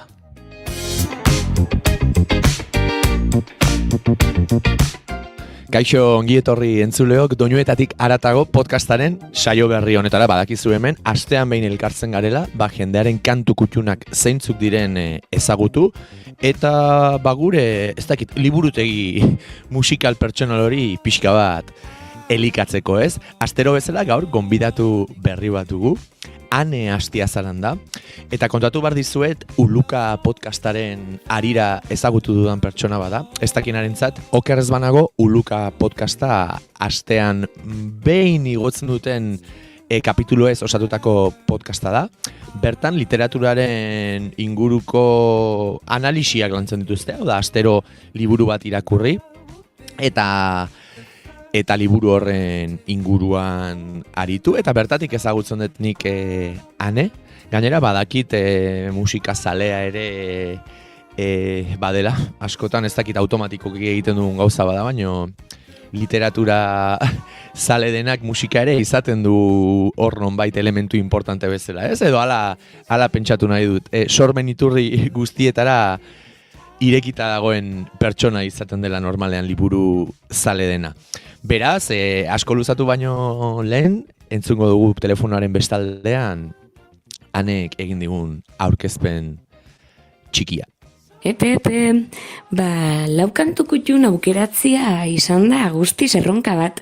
Ze, holan, pentsatzen jarren nahi zenien bururatorri jata zen lehenengo kantuak izan dira, azken aldizan gehien entzuten ditutenak, edo egunerokotasunean presentzia daukatenak, eta orduan eretzat politxe izan da, ariketa politxe izan da, memorian atzerain, eta momentu egoera edo leku desberdinetara eruan nauten kantu horietan pentsatzen jarri eta ona ere horiek ekartzea. Orduan, honek dira gustoko dituten kantu guztizetatik aukeratu dituten lau kantu kutxunak. Aukeratu duten lehenengo kantua, ja desagertuta hauan Katamalo taldiana da, eta gogoratzen dut, nik Katamalo lehenengo ezagutu nahuanean, niretzat kontzeptu berri bat izan zala. Kontura nintzalako derrepentian, zagoela talde bat, ustartza zitsuana niretzat nik momentu hartan, eta gaur egun ere, gozatzen nitsuan eta gozatzen dituten bi disiplina ustartzen ditsualako, ez? Diala alde batetik musika eta bestetik poesia. Orduan, Katamalo izan da konstante bat nire bizitzan izan da talde bat, bai ezagutu nagoa momentu hartan asko gozatu nagoana eta gaur egun ere hondik asko gozatzen jarraitzen dutena. Eta gainera, Euskal literaturan, eta, bueno, hau ja pixkan nire terrenora ekarriz, poesiak leku handia hartzen dau. Pila bat poema kantaudia eta pila bat poema idatzi dira kantatzeko helburuakin. Orduan, horri ere hemen lekutxo bat eskaintzia politxeritxu jata. Horregatik, Katamalon aukeratu duten kantua, Ariane izenekoa da. Joseba Sarrinondian Ariak poeman oinarritutakoa, eta pentsatzen dute jende askok ezagutuko dauala, eta bide zuzena izan laikela Joseba Sarrinondian poesia geixo ezagutzeko edo harengana pixkat geixo hurbiltzeko. Letrari buruz zer esan, uste dut poemak berak esaten dauala esan beharreko dana, eta kantuko doinuak ere uste dut asko laguntzen diola, eskaintzeko aukan mezu hori transmititzen eta gu gure barrura begiratzen gure arixak eta gure loturak zeintzuk dian jakiteko eta hoiekin zerrin nahi dugun erabakitzeko.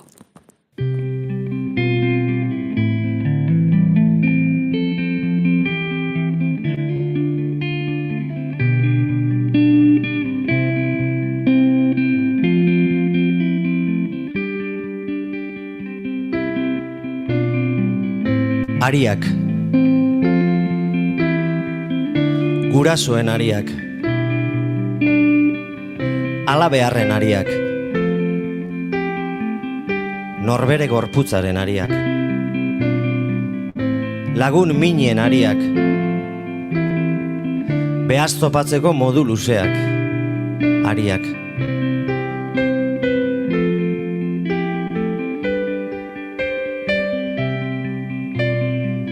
Lotzen zaituzten ariak, maitasun luzeak bezalako ariak.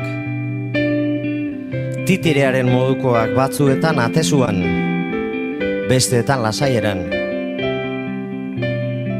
edo korapilatzen.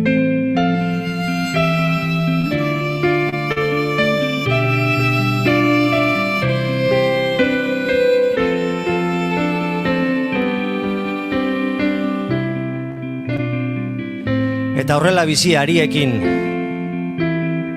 ariak egokitzen, ariei kasu egiten, arien kontra tiraka, arien gatibu.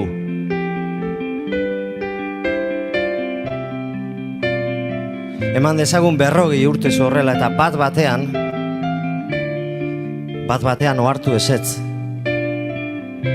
Eguzkiaren edo ilargiaren errainoak bezalakoak direla ariak.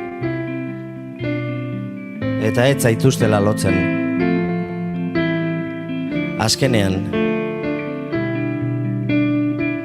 Azkenean ez duzula aririk.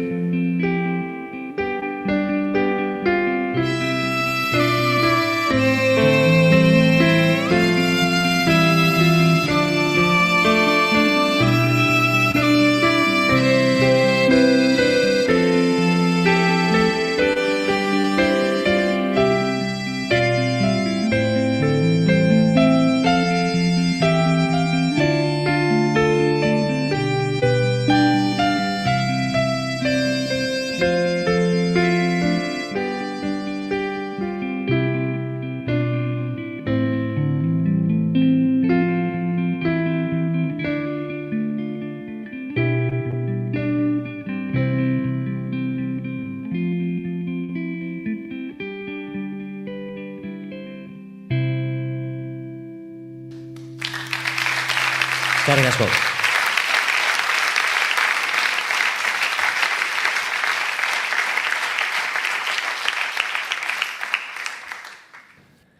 Ederra Katamalo taldearen Ariane abestia, Ane Astiazare Ederra Katamalo taldearen Ariane abestia, Ane Astiazaranek erakutsi nahi izan digun bere lehen kantu kutxuna.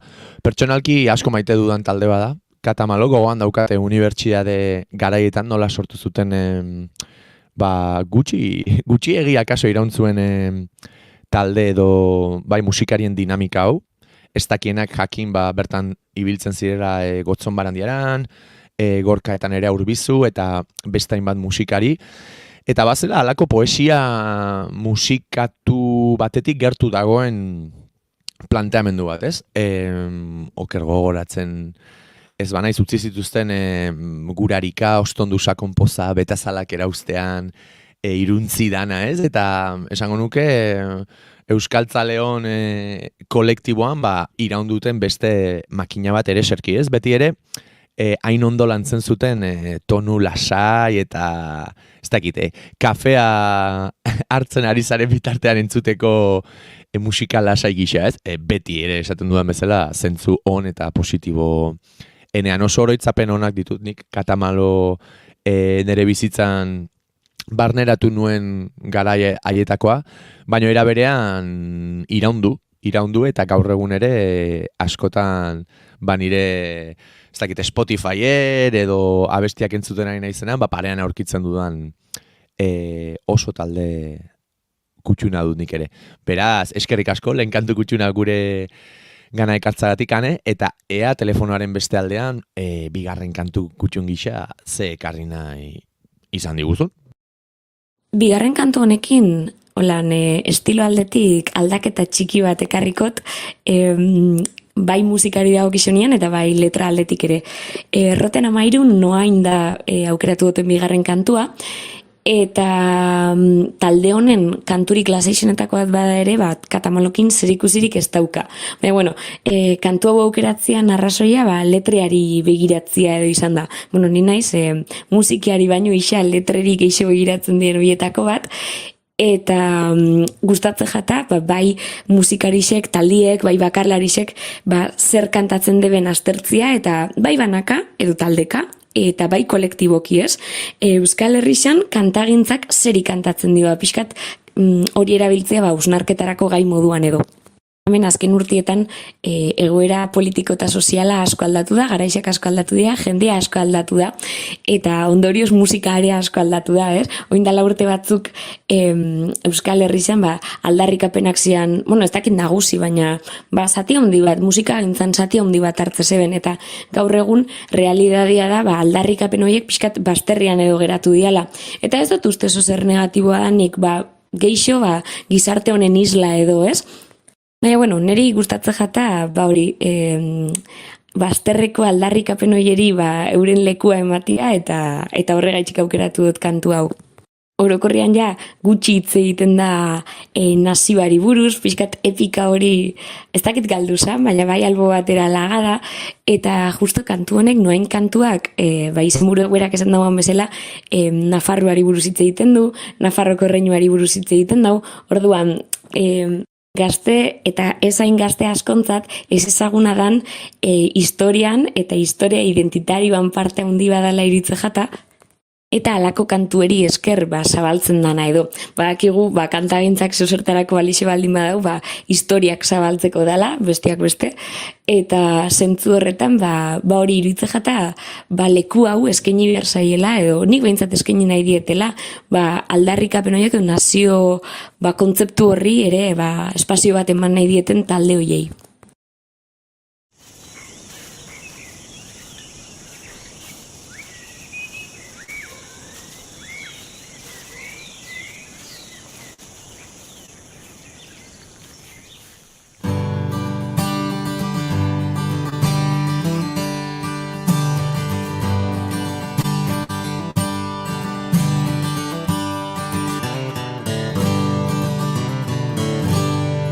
Ametsura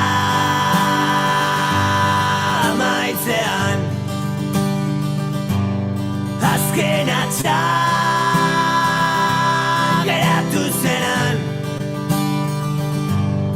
armarrita ezpata irrintzi dantza herri baten esperantza odolartean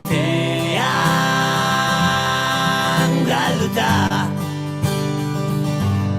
gure seme labek ez ezaten esan gure gatik orain galdu dugula noain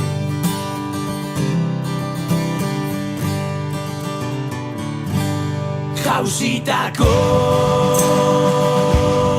aberrian jeiki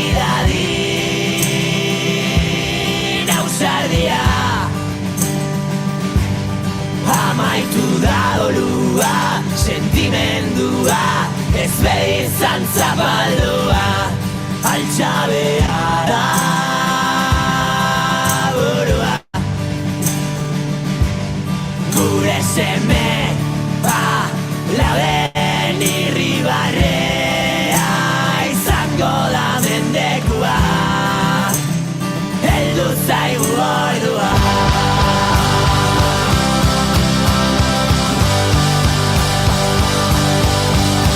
Azuraren lurrak irauli nahi eta ezin,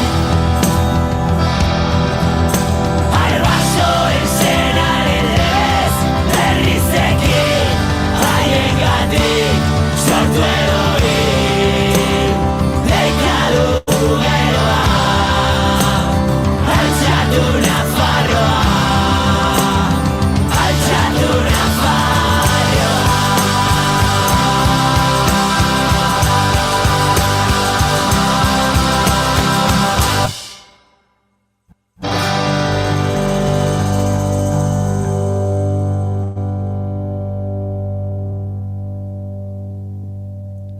Hortzentzun dugu Roten Amairu taldearen Noain abestia.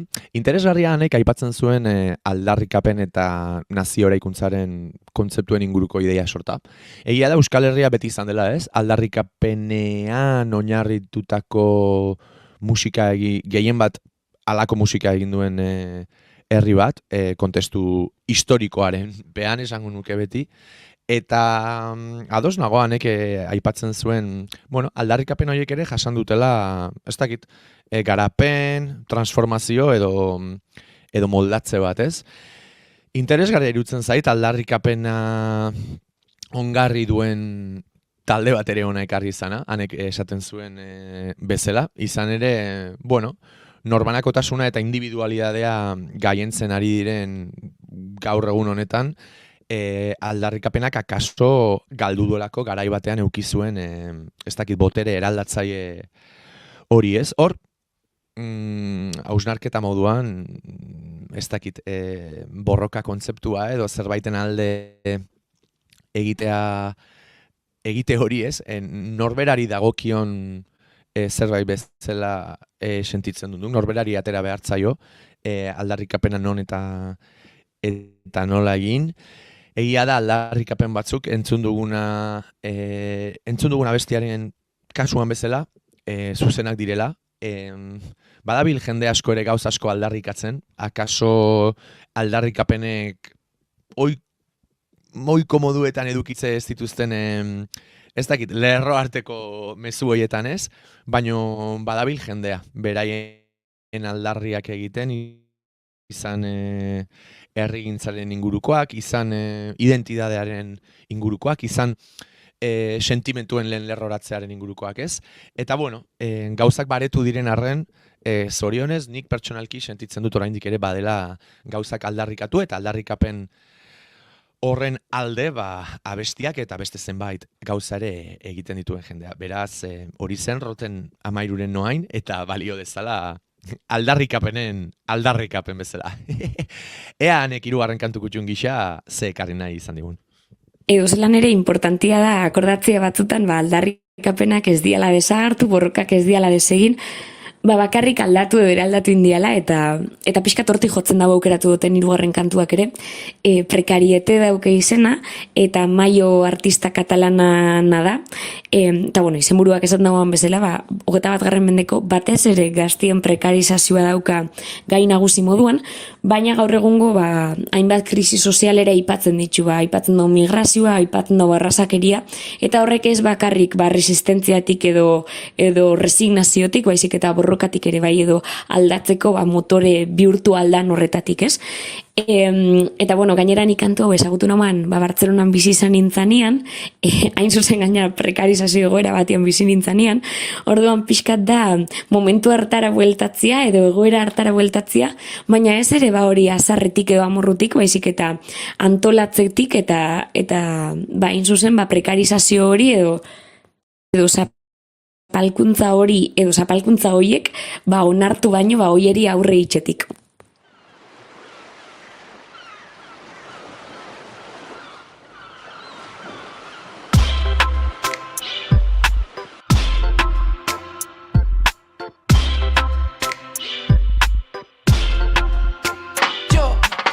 Ens van prometre una ciudad estrellada, pero curro sin contrato 12 horas frente al mar, bronceada y cabreada. Sirvo birra a un alemán que me canta Nah, woman, no cry. Precariete, bicicles, sous de mes, s'il vous plaît, xuligun, que es que se dan queixen, no sé què. Disculpe señorita, me está asustando el bebé. Un dia lliure a la setmana i ens pensem que ja estem bé. Jo què sé, res a fer, tampoc cal desperdiciar. Sempre queden les bolleres que correm a l'Empordà. Y sí que es blanca la violencia salarial, que yo cobro más del doble que el compa del Senegal. ¿Quién está delante? ¿Quién está detrás? ¿Quién fríe patatas? ¿Quién sirve el agua con gas? Si no somos las mismas hermanas, las del chiringuito y las del campo de manzana. Es que hoy a mi compañía le falla la cobertura, pero me da igual, no necesito eso ahora. Voy al bosque más profundo a que me dé la brisa, ahora me da la risa. Creo que esto mejor. Me tomo una birra a una buena temperatura, por un rato me olvido, solo es aquí ahora. Suena el despertador y no he dormido nada, y me espera una jornada de 8 horas. Me dicen que todo bien, todo vale. Hay gente peor, obedece y no te rayes. Puedes elegir el color de tus cadenas. La manzana está podrida, mejor no morderla. Todas queremos mejorar, eso está muy claro, pero nos aprietan los grilletes demasiado. Las que están arriba miran a otro lado, algo tengo yo que mirarme en los costados. Entre col·legues al mar, els cossos anem russant, però no és prou per oblidar que ens estan precaritzant. Entre col·legues al bar, els cossos embriaguen, però no és prou per oblidar que ens estan precaritzant. I jo currant a l'estiu amagat del sol, més blanc que un vampir, només surto a la nit. Què sé jo, no m'arriba mai l'hora de dormir. Petonejo al perquè em sento sense por. Què faig aquí? Vaig venir a Barcelona a viure per sentir-me lliure, però trobo les mateixes gàbies, com una roca a l'aigua que no sura. La vida no s'atura, trobo a faltar la meva àvia.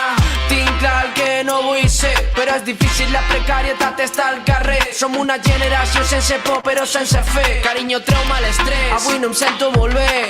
Vida en precario, nunca sale a cuenta. Bolsillo vacío, quédate la vuelta. Amores precarios, nunca sale a cuenta. Bolsillo vacío, quédate la vuelta. Vida en precario, nunca sale a cuenta. Bolsillo vacío, quédate la vuelta. Amores precarios, nunca sale a cuenta. Bolsillo vacío, quédate la vuelta.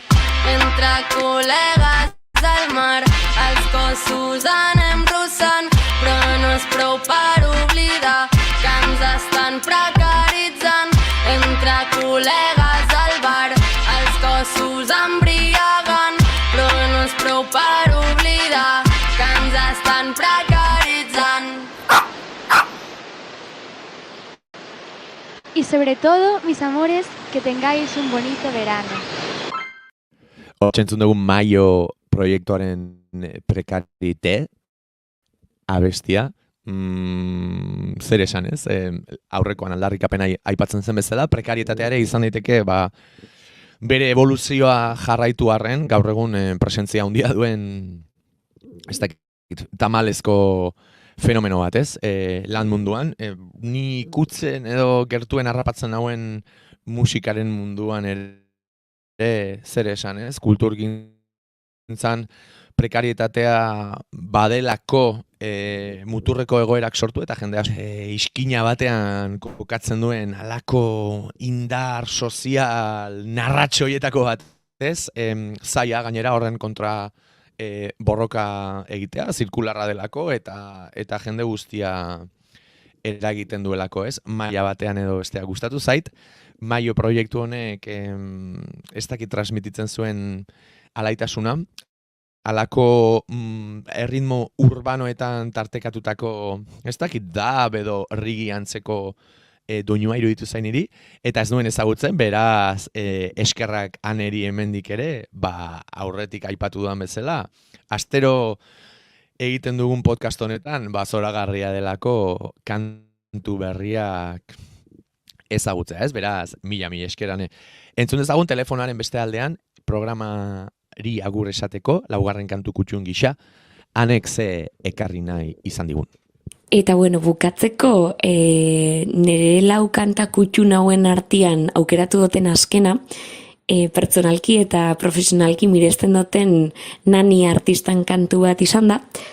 Zorionez edo zoritxarrez ez da Nanin kantuak Spotify edo YouTubeen entzuteko aukerarik, orduan baten bati hemen bukaerako kantua gustatzen baldin bajako, kontzertu batera jun beharko da, Naniz gozatzera, eta horrek ere badauka bere xarma, ez? Nik adibidez Nanin kontzertu bakoitza bizitzen dut eta gozatzen dut lehenengoa eta azkena izango balitz bezala.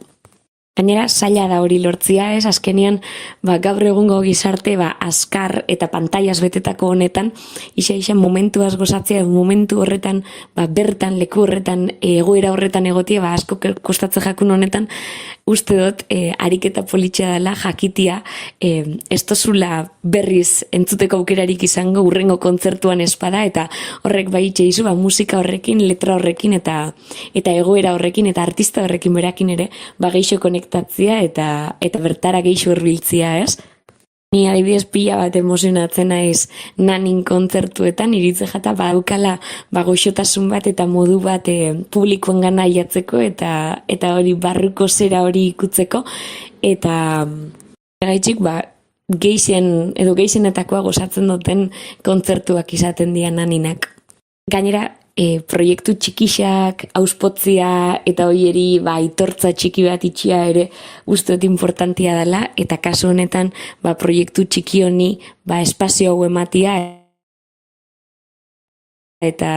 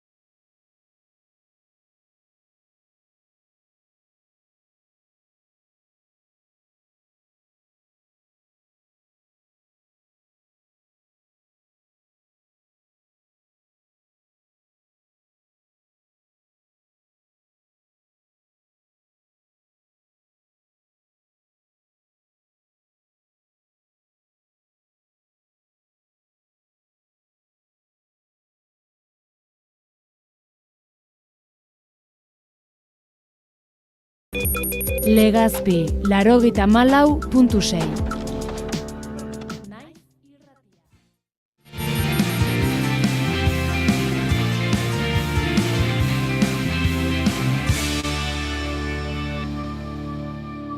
Keep calm and bigarren kafea.